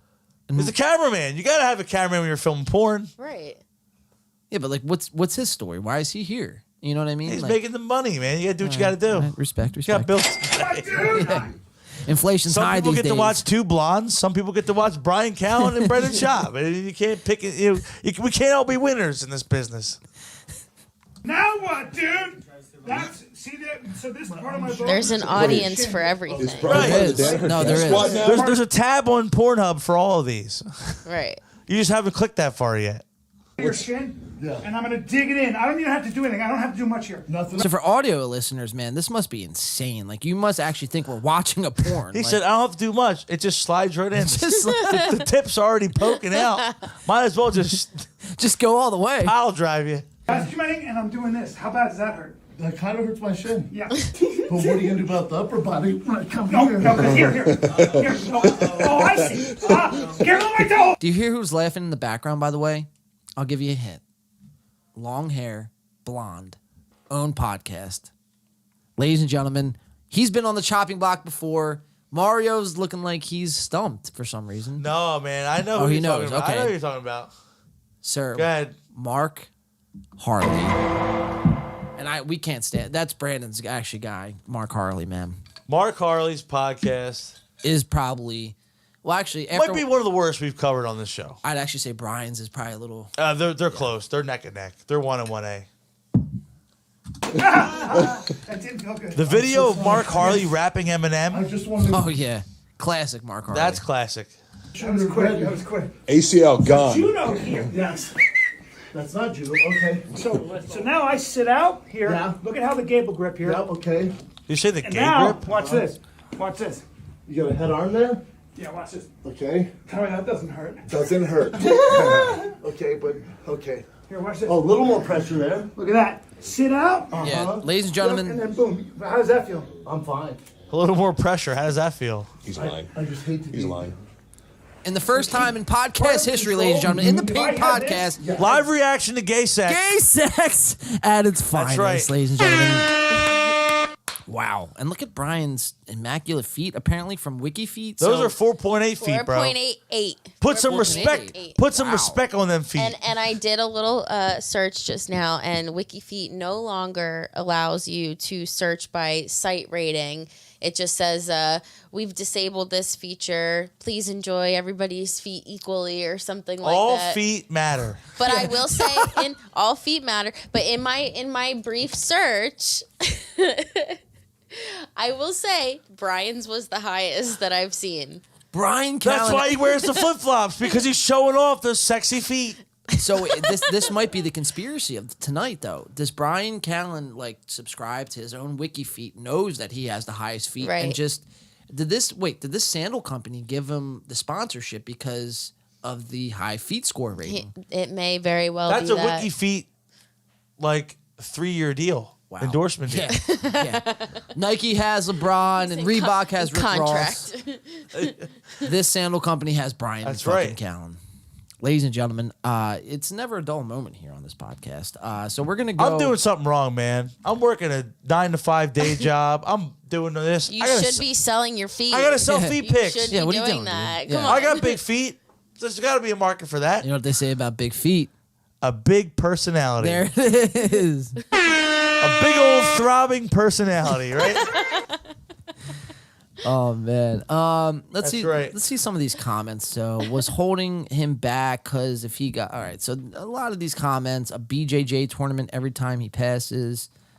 So they're having a BJ tournament? Yeah, well, from the looks of it, I thought they were going to 69 at one point. I'm like, okay, that makes sense. I mean, all the comments are like pretty much like I couldn't be higher right now. So this is perfect timing. Same. Cheers to you. Cheers, my friend. Sleeping on the kid. All right, so all these comments, are just, loving this sort of content that the two deliver here. So we're going to move on to Bryan Callens' new podcast. And the title of this podcast is called Land Whales and Other Foes, episode number 5, The Bryan Callens Show. So we all know Bryan, obviously. We just watched him have gay sex with his best friend / boyfriend, Brendan Schaub. Hey, it's all good. It's 2022. You do you, bro. You do you, man. Just don't lie to the people. That's my whole thing. Just do it. Just film it. Just do it. Just do what you did. Just film it. Brendan and Bryan, they've been recurring chopping block contestees here on this show. And, we've been accused of being like a Brendan Schaub, like, what's the word I'm looking for? Shawbites. Shawbites. Shabbos. Shabbos. Schaub enthusiast. Shabaladites. Maybe we should change our model, and instead of becoming a hate channel, we'll just become like we watch them and just praise them. You know what I mean? Right. We'll give gay porn play-by-play. Yeah. We'll give a platform for gay porn. How's that sound? No, we won't, ladies and gentlemen. Puts him in a headlock, and it's in.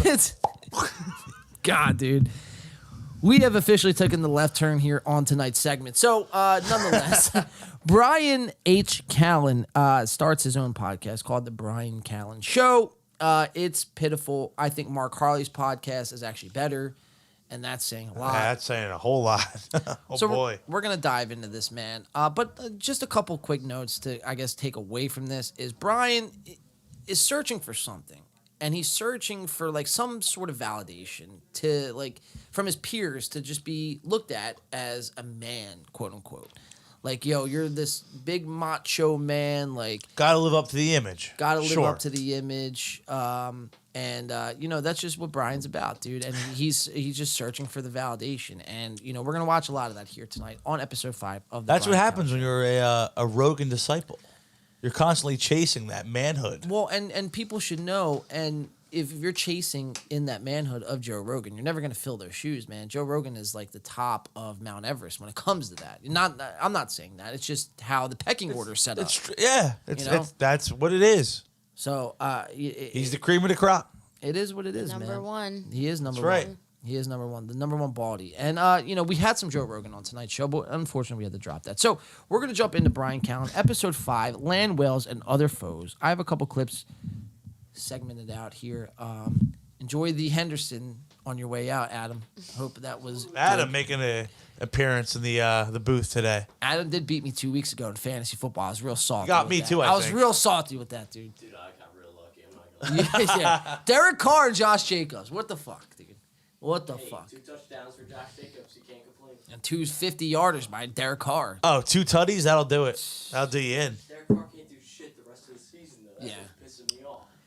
I know he's killing me in my other league, dude. Derek Carr needs to do a lot better, and then we'll have a different conversation. Well, think about it. He's got Hunter Renfro's hurt. Darren Waller's hurt. Their offense just sucks as it is. I don't get it. Devontae Adams. How can you not feed Devontae Adams? I don't get it. Throw. That dude's catching anything that's in a 5, mile radius. He's looking and going, Aaron, Aaron, I miss you. I'm sorry I left. Shit ain't the same with Derek Carr. He would catch it, but no, it's not. It's really not. Devontae Adams is probably fucking stressing being in Las Vegas instead of being in Green Bay. And we've seen the direct result of that with Devontae Adams getting that fucking charge or That's he right. just got fined or some shit. I guess he technically got charged. He got like a misdemeanor assault or whatever. Yeah. That's assault, brother. Honestly, if I was him, I would have done the same thing. If you got a cameraman after I just blew it, not I personally, But your team. Our team, Yeah. Right. Get the fuck out of my way. 1 point lead. Yeah. And then the cameraman is gonna come and literally stand 3 feet apart, not even. Right. 2 feet. Dude, that's the game where I wanted to kill the kicker. Yeah. I felt like Daniel Devontae Adams after that game, my fantasy score. Daniel Carr. I was leading all the way up to that Monday night game with that fucking Raiders kicker. Killed me, dude. We were talking about that. Raiders offense is just hit or miss right now. It's not like it was. It's brutal, dude. The beginning of last season, they were winning every fucking game. Yeah. Derek Carr had 3,000 passing yards By week 6, yeah. He was a top 10 quarterback. He was killing it. This year, it's a. And he's got more weapons. Like you say, he's got Devontae Adams, bro. What are you doing? Aaron Rodgers would kill to have him back right now. But they are running the ball a lot more, so Josh Jacobs is getting That's a lot fair. more runs. Josh Jacobs is kind of turning out to be like Jonathan Taylor. Jonathan Taylor's a bust this year. But Don't remind us. Yeah. Please don't remind us. We're all cringing as first round Jonathan Taylor draft pick. We have 2 of those alumni. sitting here. Yeah. Oh. I would hate to be a Jonathan Taylor fan this year. Lucky I'm not, man. Glad I had him last year when he was in his prime. A stud. Yeah, because he's done now. All right, Adam, good luck this week, man. Adam taking the wind right out of my sails right out of the this week. sail. All right, we'll just wrap this I'm show getting the up. fuck out of here, and I'm going to unalive myself real quick. All right. Yeah, good luck this week, Adam. Always a pleasure. Always a pleasure have. Love having Adam pop in all the time, man. Oh, yeah, man. We got to do another fight companion show. Oh, dude, yeah. But, all right, without getting too sidetracked. We'll do the Jake Paul Anderson Silva. That'll be a good one. Well, that's to come next back. week. Yeah, it's next week. We'll try to coordinate. Next Saturday. Yeah, we'll figure that out. We'll talk after. Let's get into Bryan Callens, ladies and gentlemen. Enough about us.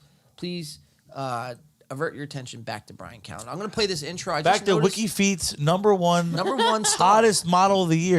Yes. Bryan H. Callens. And I just noticed my light's out here, so I'm going to get up and fix that really quick. Unless, Mario, you see that black box right there? I hate doing this in the middle of a show because it just seems real unprofessional. Yes, that black box in the middle of the wire here. Is it lit up by any chance? It is. Okay, so hit that top button once.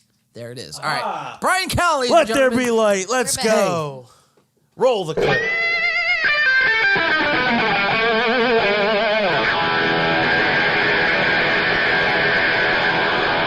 Solid. Bryan Callens, take it away. Wow. This is his intro song. It's one hell of an intro song. His comedy is marvelous. He's a genius in world politics. Bro, is he really a genius in world politics? You sure we got to watch this?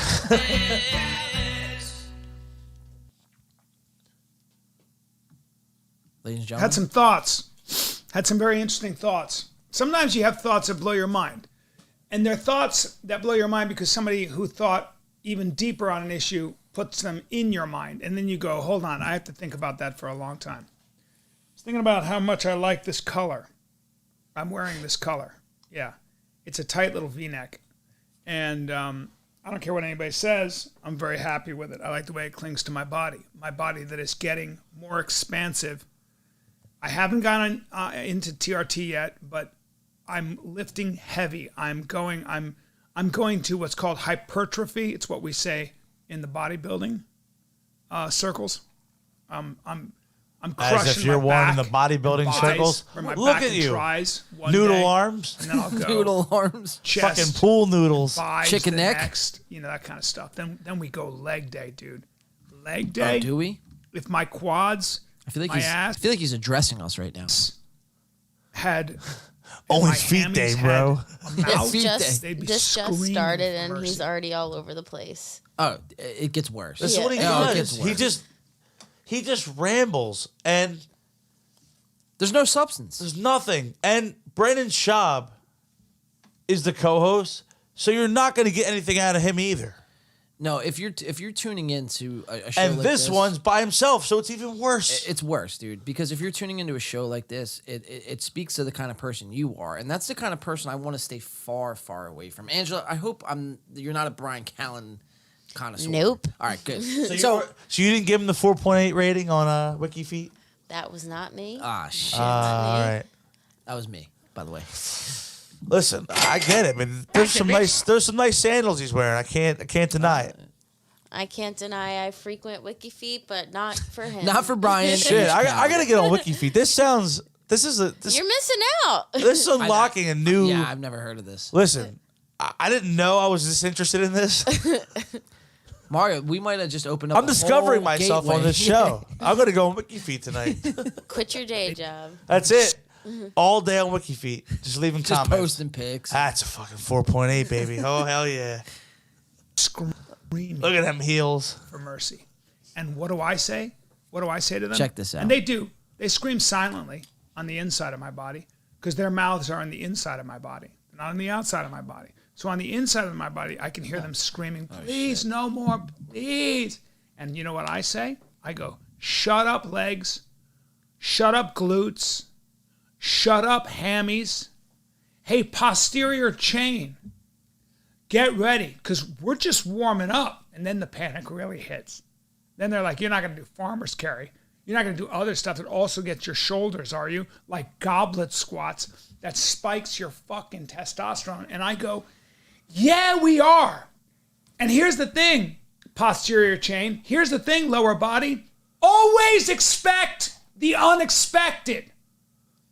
Expect the unexpected. I imagine he When does we this in a step mirror every into the morning gym- to try to motivate himself. Or no, like before the show like starts, like he goes like into their back room or their like coffee The green room. Yeah. and he like tries to like talk himself up, or he like has like a disgruntled employee he like has to like just yell his lines to, you know what I mean? Because Bryan, don't forget, Bryan Callens is an actor.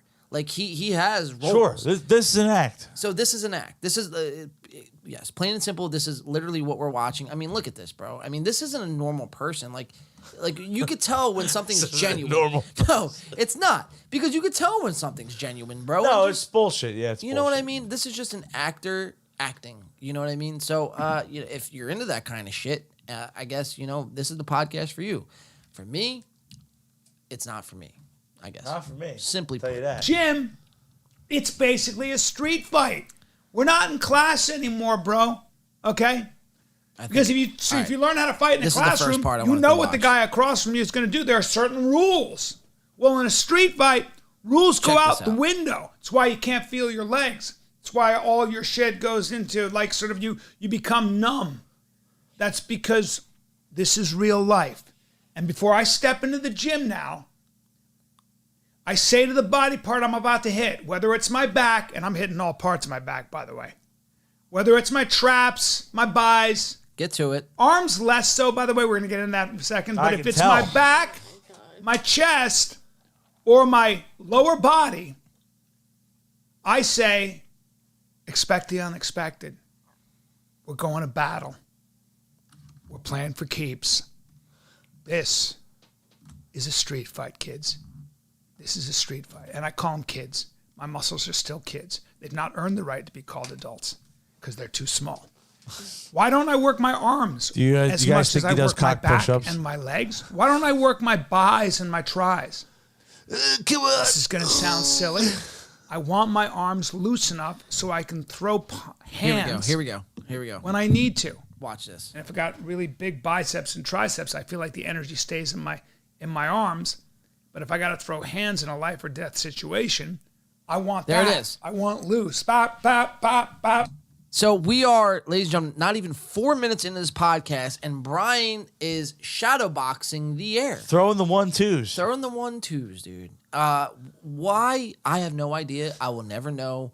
But this is, It remains a mystery. This is the mind of an LA podcaster in 2022. You start podcasting in LA, you kind of fucking get a little nutty, a little wild. You start having I gay think we gotta sex start- with Brendan Schaub, and this is what happens. I mean, you find yourself. I think we got to start shadow boxing on our show.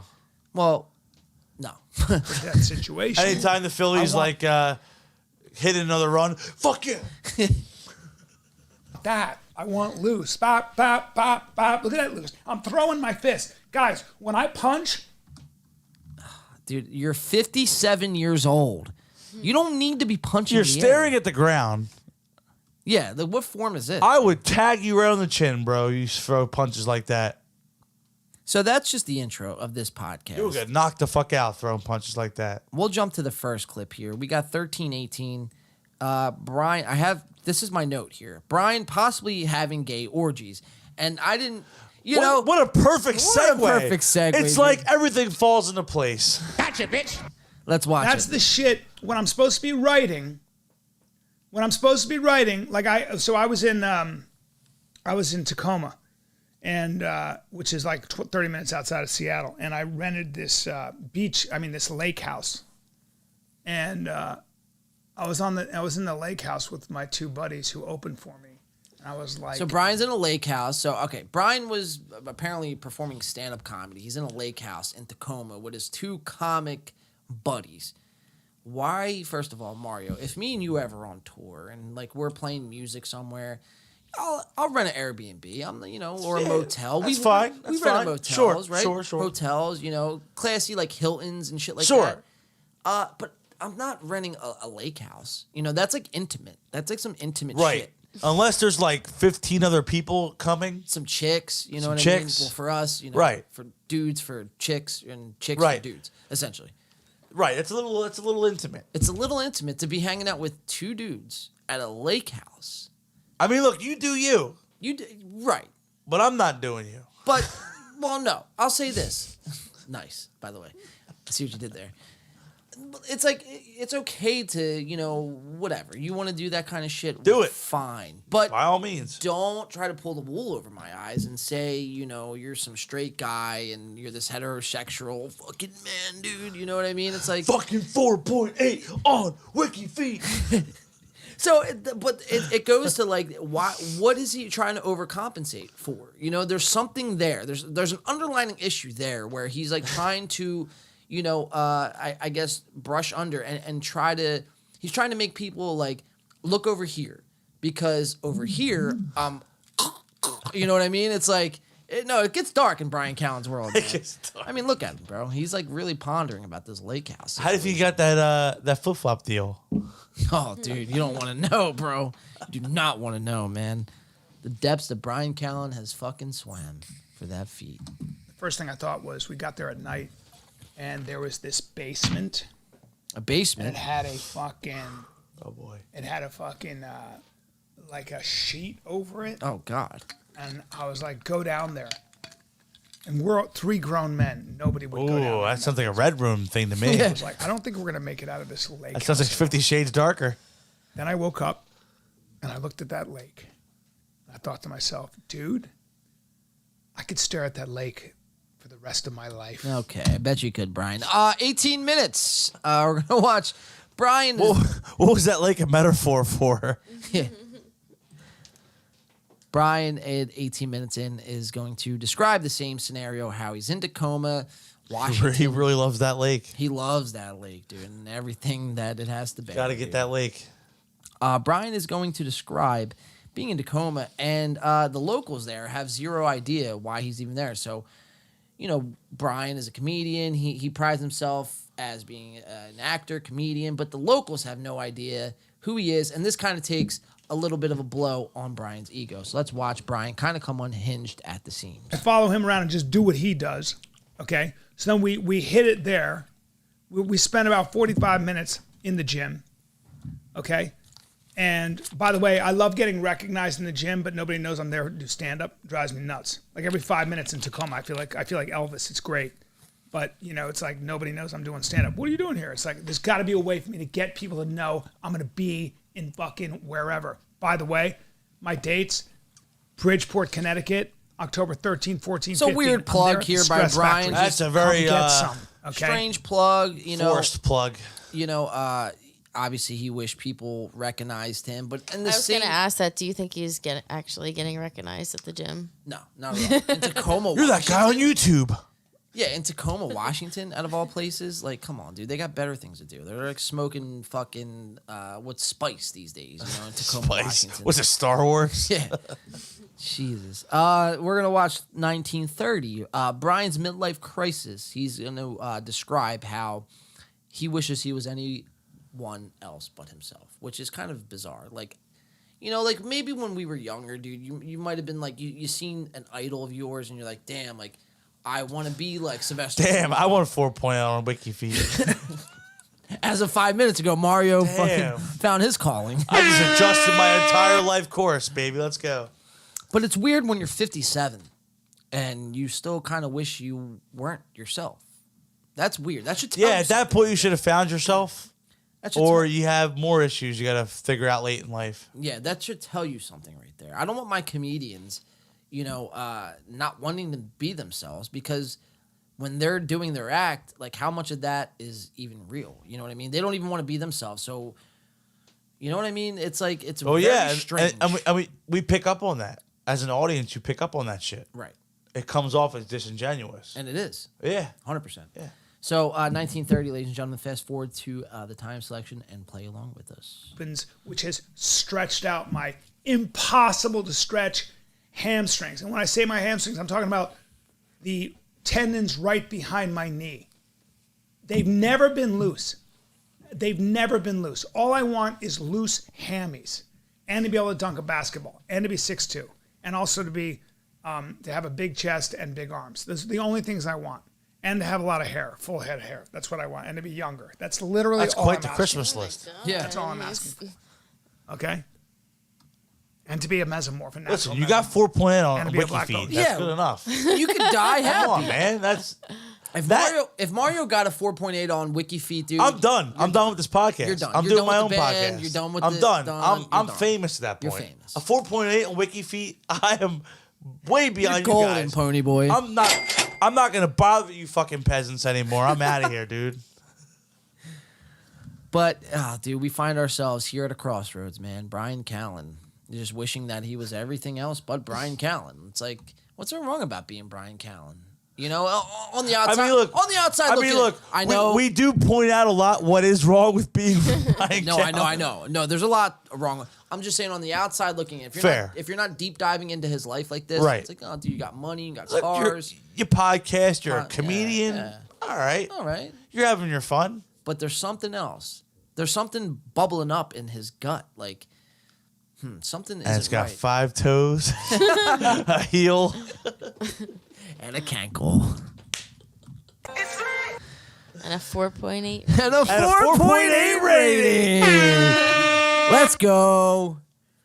In the Pain After Hours, sponsored by WikiFeet. Jiu-jitsu. I should have spent more time in jiu-jitsu. And I should have been boxing like in college. But then I'd have CTE probably. So let's step off on that. He You know what I do all to over the place. Yeah, the whole podcast Oh is my like this. God. It's like he's like trying to let me say a lot of manly, masculine things to Yes. make you think I'm this big macho motherfucker. Yeah. It's like, dude, stop. Brian makes Ethan. Just stop. Brian makes Ethan Klein look like the the gold standard of podcasting, and that, ladies and gentlemen, is where I know and I'd have too much Gentleman Jack tonight. So yeah, I Brian, know I've been having way too much Jim Beam over here, so for me to still be able to keep up with that's bad. That's bad, dude. 4.8 and all, man. Take it to the bank, why don't you? Bryan Callens, man. Yeah, I don't know, man. So this was episode 5, and obviously he's done 4 other episodes previous to this, but this is the one that I kind of caught up on this past week. And look at this guy, dude. I mean, this is the eyes of a liar. If I know what a liar looks like. I've been lied to. I'm not sure if you have been or you have been. Oh yeah, I've been lied quite to. a few times. We all have. This yeah. is We've exactly. been there. Yeah, we've been there. This is exactly the person people who've lied to me. This is exactly what they look like when they're lying to me too. You know what I mean? It's like Just the dead eyes, I swear you're not. the blank gaze I on swear the you're face. not fat. I swear. Or I swear, fucking insert phrase here. You know what I mean? I don't know. You just know. You just know. You know. Off the bat. Yeah, the vibe's off. But we'll continue covering it, man, because it's an interesting watch, and he'll continue to deliver. You know, not in a good way either. What's the view count looking like on this thing? Not even 13,000. What's the comments say? Brian lives the life of a warrior poet, gay 16th century belly dancer, and I'm here for it. I love it. This is Facts. Joe Biden should take a page from Callens' book and start serious weight training. Look how lucid and dynamic Brian. It's in those early. Early 90s. Jesus Christ. I got hairy legs, and I got small muscles.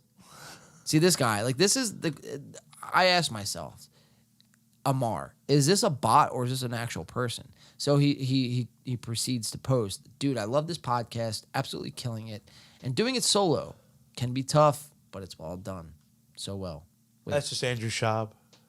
Andrew Schaub or Or fucking Brian Brandon Schultz? Schaub. Brandon Schaub, whatever the fuck. Brian Schultz. The whiskey's all the kicking in. positive comments are Brennan Schaub. All right, so this is Yeah, actually they're this is just what Brandon Schaub bots. this is what you do. You go newest first. That's the key. Is this guy from ManQuest? No, he's from What is- WikiFeet. ManQuest. Yeah, he's from. Where's our next from episode? House You fuck WikiFeed. better not be honey dicking us. Okay, some people are looking forward to this kind of shit. Not me. Living the Wait, so were they looking for the honey dicking segment? well. they could just go check out Brendan Schaub's Instagram, where Bryan and Brendan are. Is that a tab on having Pornhub? sex. Honey dicking? I believe it is. Don't ask me how I know It's a that. tab on WikiFeet. Oh, hell yeah. This I've showmanship. been fucking missing out on this whole WikiFeed thing. I'm about to have my fucking mind blown when I go home. And I have my private time. Here you go. Here's a good one right here, Mario. Why don't you read this comment from Jason Rodriguez? Now, remember, kids, God loves you. He offers you forgiveness of your sins. Repent and believe in the gospel. See, a guy like Jason Rodriguez, I'd hang out with. because Wholesome. Yeah, very wholesome, Mario. Very wholesome. Cody Pike. He's probably not on WikiFeet. No. Or he probably has a 2.1 on WikiFeet. He probably is the fucking inventor of WikiFeed. Let's just call a spade a spade. Imagine What are you ensuing at, John? Something going on in the Catholic Church? No, never. Not the Catholic Church.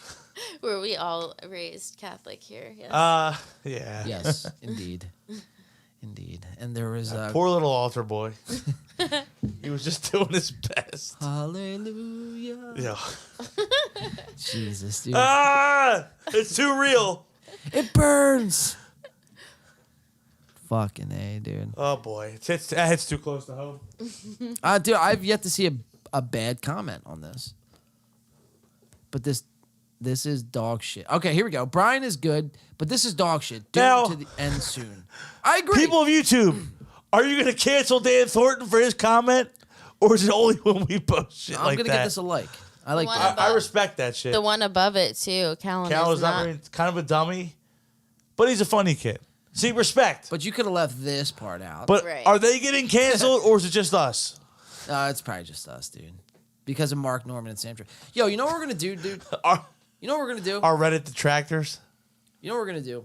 We're gonna order some Bodega Cat for next week's show, and we're gonna do a Oh, taste word? test. We're gonna do a taste test next. All week. right, So I'm in. all right, let's do it. Do you get that on the black market? We get that on WikiFeed. Shit. Fuck, dude. We're I was on gonna put my fire feet right pics now. on the black market, but I'm gonna put them on WikiFeet. That's like the best thing to come out of this whole show. Yeah, the WikiFeed. Fuck yeah, WikiFeet. I'm glad I can enlighten you all. Hell yeah. Wow. I'm very enlightened tonight. I'm gonna have some of these. It's like getting a PlayStation trophy. New kink unlocked. Yeah. What are they called? Achievements. Foot fetish. Achievements. Foot fetish 4.8. All right. Oh my god, it was so good. Discovered WikiFeet. You guys want one, by the way, real quick, before we move on? We got one more all right. segment. One more segment. Go ahead, pass them over. Nice catch, dude. Hell yeah, that was Fucking- smooth. Fucking We don't Jefferson. play on this show. I can't even speak. We Right got that fantasy connection. yeah, there it is. QB1, wide receiver 1. All right. Cup good, over man. here. What's trending in Twitter right now? What's trending in Twitter? Let's see. Wow, that's fucking so good, dude. Holy Oh my fuck. god. Yeah, that was necessary. All right. Good. I'm getting the munchies. Nothing trending on Twitter that I see. All right, ready? Coming back at you. Hit me, Haas. Oh, that was a fastball down the center, dude. Aaron Nola for a strike 3. I love it, dude. I love it. All right, you want to do something's burning with Bert Kreischer? Let's run it, dude. So Bert Kreischer, he's had this show before. It went away, it came back. Long story short, I'm not going to get into the weeds with it. So it's called Something is Burning. Now, what I guess the premise of the show is he collects guests, lost souls along the, everywhere from the pines of L.A. to the slums of New York. And he brings them on this show. He cooks them up a meal. They eat it. And that's really it. That's really the show. So, I mean, you're better off watching, like, Guy Fieri, like, what's Hell's Kitchen or some shit that he fucking produces. What's that Guy Fieri show, dude? Or am I thinking Diners, Drives, Dives. or Diner, whatever? Drives, Yeah, and... yeah. Yeah, that one. The one that's really hard to say. So Bert kind of is trying to do something like that. Something's burning. And this is his, like, 5th episode back as well. He's got Annie Lederman or Lederman, depending on... He's got Steve-O. And he's got Steve-O. The thing about this podcast, though, what kind of jumped out to me is that Bert and Annie are two narcissists. And they are, like, I guess fighting to try to get a word in. You know what I mean? Like, Bert is the guy who's going to be the center of attention, and so is Annie. Like, she wants to. Yeah, see that clash? And that's bad. It really makes for bad content. You're talking over each other. You're like, you're trying to get a word in edgewise. Yeah, no, that doesn't work out too well. And the person I'd want to hear from the most is Steve-O. So, yeah, right? Like, I'm looking at this picture. Like, I want to know what Steve-O's thoughts are the most. But you could just tell from this, like, little snippet right here. Annie's, like, chomping at the bit to get a word, and Bert's like, durr. And Steve-O's like, why did I sign up for this again? So we'll watch a couple clips from this. Let's watch the intro. Let's see how it unfolds. I love intros, dude. I love intro musics. I love intro little clips. So let's watch the intro, and then we'll watch a couple clips from this podcast. Something's Burning. Bert Kreischer. Take it away. Have you ever heard his feelings? I don't think I have. I've made him go, what? A lot. I've made him go, why would you say that? Yes. I always say things like, I'm like, Rogan, do you think you'll ever like get CT and like kill your family? And he goes, what? I always like say, I'm like, I didn't go that far. I'm just curious. Oh my God, it's so loud. Fix your audio, Bert. I told someone, I told Segura, I bet him at $50,000 I could build my own pool. Yeah. Do you think you could build your own pool? Get online. I think I can do anything. A pool doesn't sound complicated to me. So the way they're going to kick off the show is they're going to talk about death to start the show. What a way. What a way to start off a fucking cooking show. What I'm interested in is underground bunkers. Ooh. Oh, now we're talking. Now we're talking. That's got to be on the And internet. Bert is the fakest of them all, dude. Just look at his mannerisms through laugh. everything. Oh, my God. Yeah, oh, my God. So disingenuous, dude. We've played Bert's laugh here on this show. Have you ever heard Bert Kreischer's like... No, I don't think I have. Bert Kreischer's laugh is one of the more obnoxious things I've ever heard in my life. Well, he has a normal laugh, and then he's got like his like act. He did that. It's like it's so disingenuous. Oh, it's awful, dude. It's like, bro, like we all can tell you're It's faking rough. it. It's rough. I don't know. Maybe it's just me. Maybe I'm fucking crazy. I don't know. And I actually kind of like some of his stand-up, too. I used to. But Yeah. It's kind of fucking. It's like The what was the one? I Am the Machine. The Machine. That was great. But that was before he was like huge. And That was set when him it, off. that's what got him. Yeah, that was the catalyst for him starting off his career. Now it's more so. It's Bert's like a corporate guy almost. He does everything for the sponsorships. Well, he does a everything ton of for these the like ads. these throwaway podcasts. You get nothing out of. Nothing. They're just taking up space. Well, yeah, he doesn't, dude. He is like, the definition of somebody who just sells their soul. He sells out. You're just gonna do whatever because you're gonna chase a paycheck. And again, there's nothing wrong with making money. Let me just, really like kind of differentiate that. Absolutely. You don't need to. There's a difference. But there's a difference from like kind of like selling out and being like a corporate whore and like, I guess getting where you fit in, I guess, so to speak. There's a way to do it. There's a fine line to walk. There's a balance and everything, like yin and yang, dude. You know what I mean? Sure. Bert takes it over the top every fucking single time. And, whatever, dude. I'm going to call it out every single time because, I don't know, Bert kind of pisses me off. I bet you that's like a big Was thing. super Let's watch easy it. to build. Well, no, hang on. I watched one dude do it in Russia. Oh, Russia? And Because there's a guy in England that blew my fucking mind. His name's, I think, Colin Furs. That is an English Colin name. Firth, the actor. He's got a side gig. I think it's Colin Furs. And this dude really is badass. For real, like how big? Because they're never as big as you think they're gonna be. It was a really good size. I just think that underneath, like, this is something that I want in LA because I just think that all I'm doing with my house in the Hollywood Hills is just waiting for it to burn down. Like, I mean, it's just. Also, the streets are like, it's like an automatic do not resuscitate. How would you get an ambulance up there? Right. Your house is pretty awesome, though. I love my house, Yeah. but it's going to burn down. It's just a matter of when. And so I want to have like a fireproof. I'm not worried about nuclear explosions. Yeah. I know this is probably like an old gag, but you know who fucking Steve-O really reminds me of?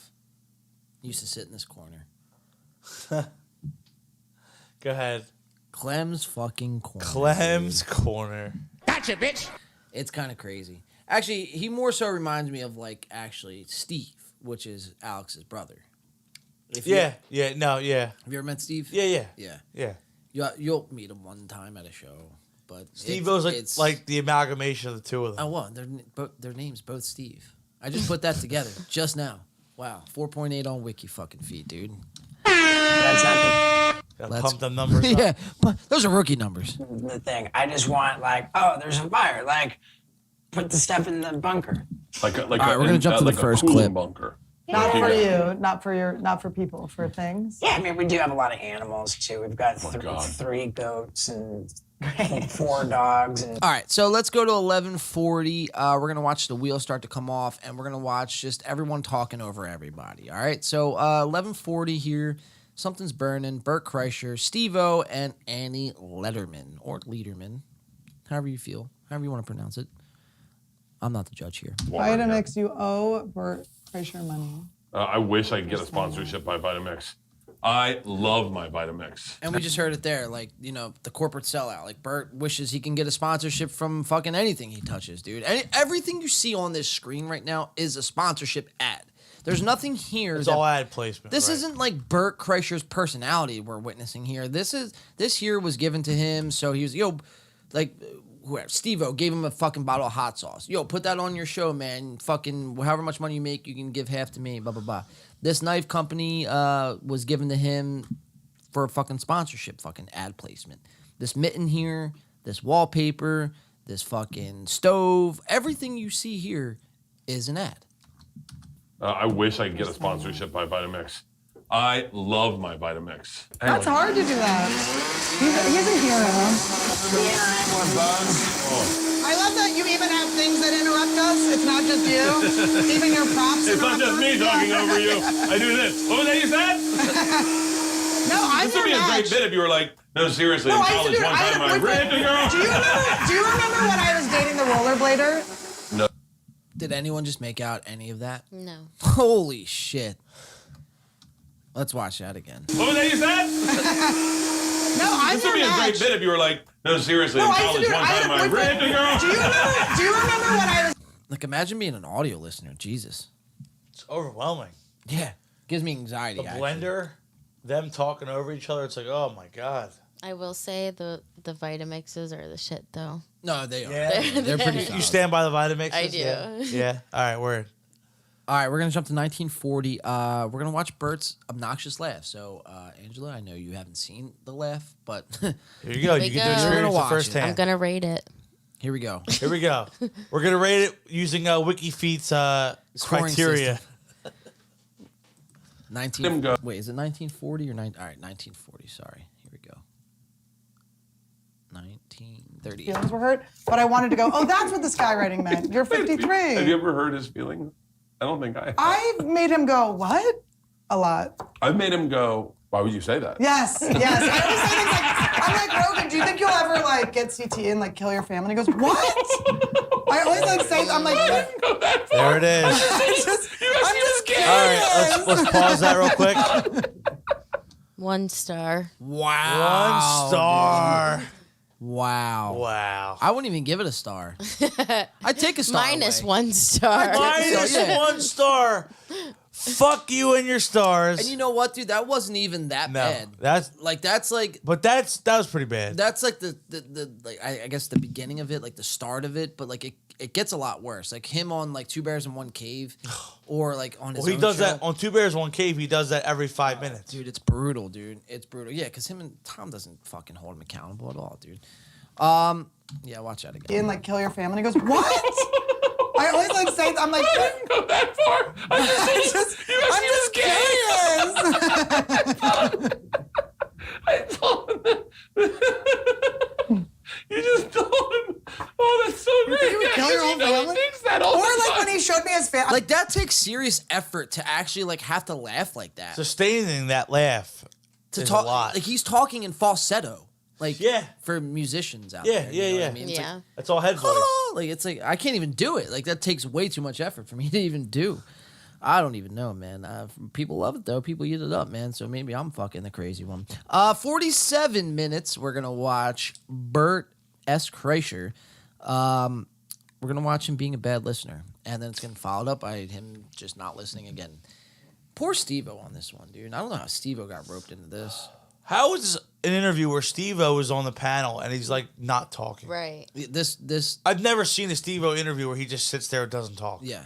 I mean, this, I don't know, it's bad, dude. Because you have Bert and Annie. This episode could have been better if there was another guest on, but Annie, dude, I don't know. Something about her just gets under my skin.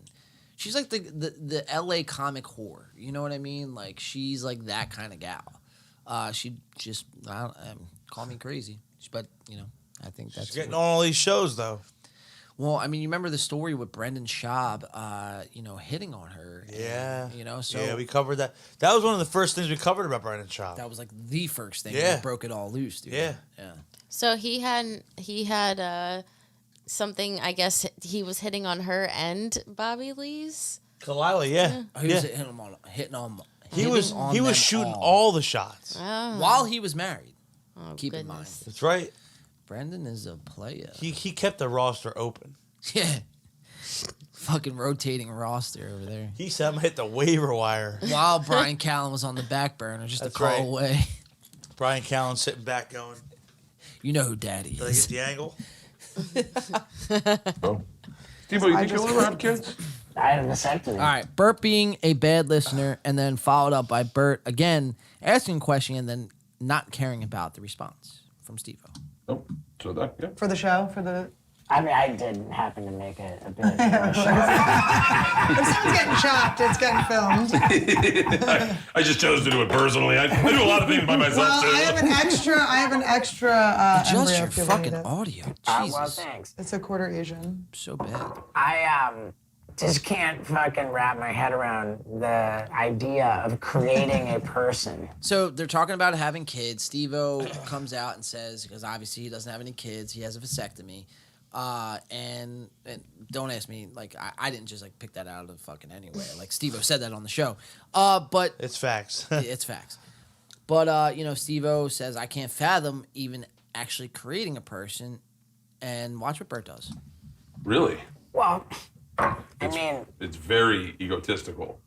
Like, there's a lot of ego involved in well, it. right, but plus, Steve-O's getting ready to tell you, plus, Bert. Especially when they look like you and things look like you in them, and then you like them more because they have your traits. Really fucking bizarre. These flies are fucking awesome, huh? All right, And so that's the end of that. Steve-O, you just missed your opportunity. Look at his eyes, dude. He's like, oh, well, guess I'll just have to hold that thought in and write that in my fucking journal. 48 minutes. We're going to watch a little bit of the same thing. So here, we can just keep it rolling. It's 47-48 right here. Let's keep it rolling. 47-48. we're boiling this down. We're trying to boil down this, and then I'm gonna add in the halibut. Throw this back in. Throw the shrimp in. Do we get shrimp, Pete? We got shrimp and we got clams. Those tails are on. Fucking scallops. Scallops? Fuck yeah! All right, I want to Me pee. How do we get to the bathroom? I wonder if my dad and your dad would get along. my dad gets along, I think, with most people. Your Are your parents in Florida? yeah, Florida. Yeah. My dad's in Florida. Is your mom still alive? No. Is your mom still alive? Steve-O says no. What a smile on his face. Passed away when you were a kid? Not when I was a kid. She passed away in 2003. Oh, shit. So, but she got to see your success. She had she survived a aneurysm. So she was like super compromised from before I had success. That sucks. Yeah. That's all right. Annie just dropped a deuce. All right, Annie just dropped the deuce, and we just move on. Your mom died, whatever. Fuck it, dude. Yikes. Annie dropped the deuce though, so let's talk about that. What a weird fucking cooking show to watch. You know, Yeah. it's like Christ. It's pretty bad. It's awkward. It's very awkward. Right. It's a cooking show. Usually, I mean, look, save this kind of fucking small talk for your podcast. Cooking with depression. Yeah. 101. It's like, just save this for your podcast. You don't need to make everything you do a podcast. You know what I mean? And I think that's where a lot of these guys go wrong. They try to make every piece of content they do into a podcast because they feel like if they leave anything out, they're leaving money on the table. And that's just money that they can't afford to lose. So we're going to watch 51-15. We got two more clips left. This one and one more. 51-15, the convo gets addressed. So this is like Bert's been kind of derailing the conversation, not being a good listener. and it's finally going to be addressed by Bert himself, and just kind of his fears, like, kind of fuming up, I guess, over the last hour. So 51-15, and then we're going to jump into the last clip where they actually try the meal, and we'll see if it's good or not. So they're making like a halibut seafood kind of stew, and they're going to try it. Bert Kreischer, I wouldn't really trust anything that he puts in front of me. I don't know. Especially being distracted doing this shit. Yeah. Oh, yeah, I don't know. Should have gone with the smaller bowls. This is a lot of fucking fish. I like how much all of us talk. Can I just say that? I think we're all matched. You might talk the least, honestly. Yeah, because you don't give him a chance to fucking talk. I mean, only We've noticed. Yeah. Yeah, like you have Steve-O on your panel. He's not talking. Something's wrong. I feel like I've been, I don't want to say intimidated, but I just think that there's been a lot of energy. Yeah. I talk a lot. Oh, I mean, I can't imagine. No shit, Bert. You talk a lot. But that's like something like you have to admit it because you know you're doing something fucked up, so you just have to kind of say it, but like you're still gonna do it anyway, sort of thing. You know what I mean? You just gotta own it, yeah. Yeah. Like, I'm a drinker, but I'm gonna just. Oh, I'm just gonna. But that's one of my problems is I'm a drinker. It's like, come on, dude. You're 50-3. Get a hold of yourself. Fucking at my funeral. Bert, do you know that my boyfriend says he wakes up in a full conversation every day? Like he wakes up, I'm already talking. I just wait for him to wake up. I can't wait. I'm like, oh, I'm already on the phone. Bonnie McFarlane calls me. She's fun to live with. Yeah. No, I'm just kidding. No, I cannot stand her voice. Yikes. Take nails on a chalkboard. 54-54. All right, do you guys think that... So we all see this meal, right? I'll back it up just a little bit. Because I know they show a still shot of it here somewhere. You might talk. Hold on. There it is. All right, so you see this meal. It's a seafood stew. You think it's going to be good? You think they're going to enjoy it? Or do you think they're... Nah, not going to like it? It doesn't look good to me. Doesn't look good. They have to enjoy it for the ratings. They have to enjoy it for the ratings. So you're saying no, you're saying yes. All right, there's only one way to find out. We're going to roll clip. But I agree. It doesn't look very appetizing. 54-54. We're going to watch them taste. After an hour into this is a cooking show, and an hour in, they literally save about 5 minutes for the taste test. Oh, that's kind of weird to me. Cooking show that the last 5 minutes is spent actually eating the product. But anyway, that's just me. 54, what did I say? 54? 54? 54-54, so we'll do that. Like it There's a lot of Here we questions go. in that. I do like it feeling like I'm in Jackass when I'm eating. Like I do Yeah. like the suffering. Oh, I like but the isn't it suffering like hot sauce. are you it's like do you think you're addicted to the like survival that feeling of like getting through it right afterwards, the euphoria after you just went crazy? Nope. It's the I'm just an adrenaline. attention whore. That's it. All right. Tell me what you I guys think we can all agree. What do you guys think? I think it needs hot sauce. I think it needs. I know. Okay, yeah, that's one I'm way. not gonna lie, there's That's one too way to much say it water could in be it, and I better. fucking said there was gonna be too much water in it, and I was fucking right. I was fucking left the like. It wasn't like good water. It was I like mean, the frozen water that melted. It's like. Now I got some hot How's the sauce. halibut? Is the halibut any good? At least. Little dry. Oh my god. A little dry, too much Brutal. water. Brutal. Wow. Big thumbs down. Nope. Not eating Bert Kreischer's dinner, that's for sure. Especially seafood from Bert Kreischer. Oh, my goodness. God. Yeah, that's what you chose to make. Could have made it like a pizza, like pasta, Yeah, like just like a beef stew, waffles, cereal, eggs, peanut butter sandwich, toast, toast. celery. Fuck, dude. You choose a seafood halibut. Just open a bag of string cheese. Like, whose idea was this, too? Because you know it wasn't Bert's. Like, he didn't wake up and like, yo, guess what I'm going to cook today on something's burnt? It's going to be seafood halibut. It's like, all right, I want to know who fucking came up with this idea. The stew, and I made it dry. There's the fake laugh. Oh yeah, it's pretty dry. Ew, dude. And I made it dry.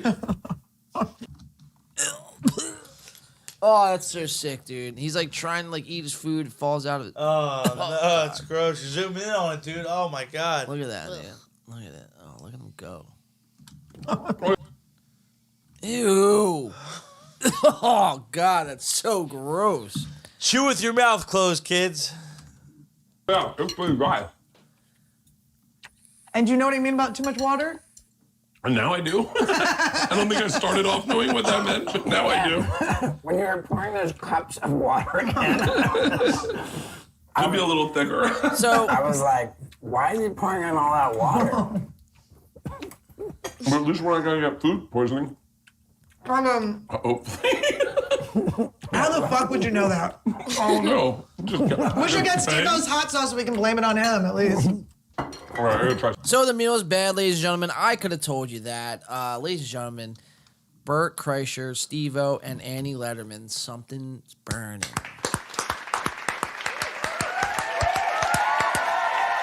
Hey, man, I didn't say it was going to be pretty.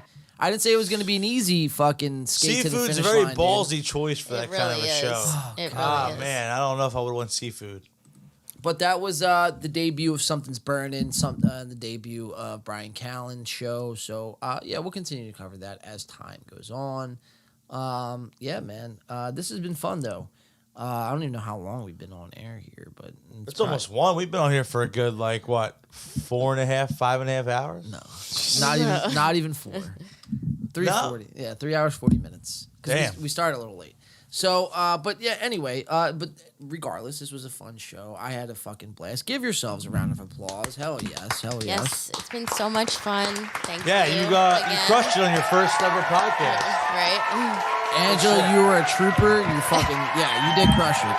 Hats off to you. You're the star of the show. Wiki Feet. Check it out now. Let's go. Check it out. I just got a fucking brand new hobby. Let's go. Mario just found his true calling in life. He's going to be quitting the band and the podcast, effective immediately. And his job. No. Number one commenter on WikiFeet. I'm sending them donations. Let me get the music cued here. Whiskey's coming back on me. All right, guys, this was fun. Mario, where can people find us coming up? You guys can find us. So like we said earlier, we have a show November 4th, Bourré in Atlantic City. We are going to be back on the live stage. It's been a couple months, so we're excited to get back out there. Post Brewstock. So yeah, you can follow us Win by 2 on Facebook, Instagram, YouTube. You're all here right now. If you're not subscribed, hit that subscribe button. Go to the video above or below, depending on which time you're witnessing this video or this podcast, and give it a thumbs up. Subscribe to the channel. What's it hurt? You know what I mean? That's right. You're only helping.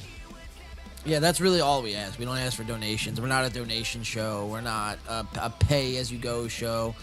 So literally all we ask a sub and a like. And the music is great.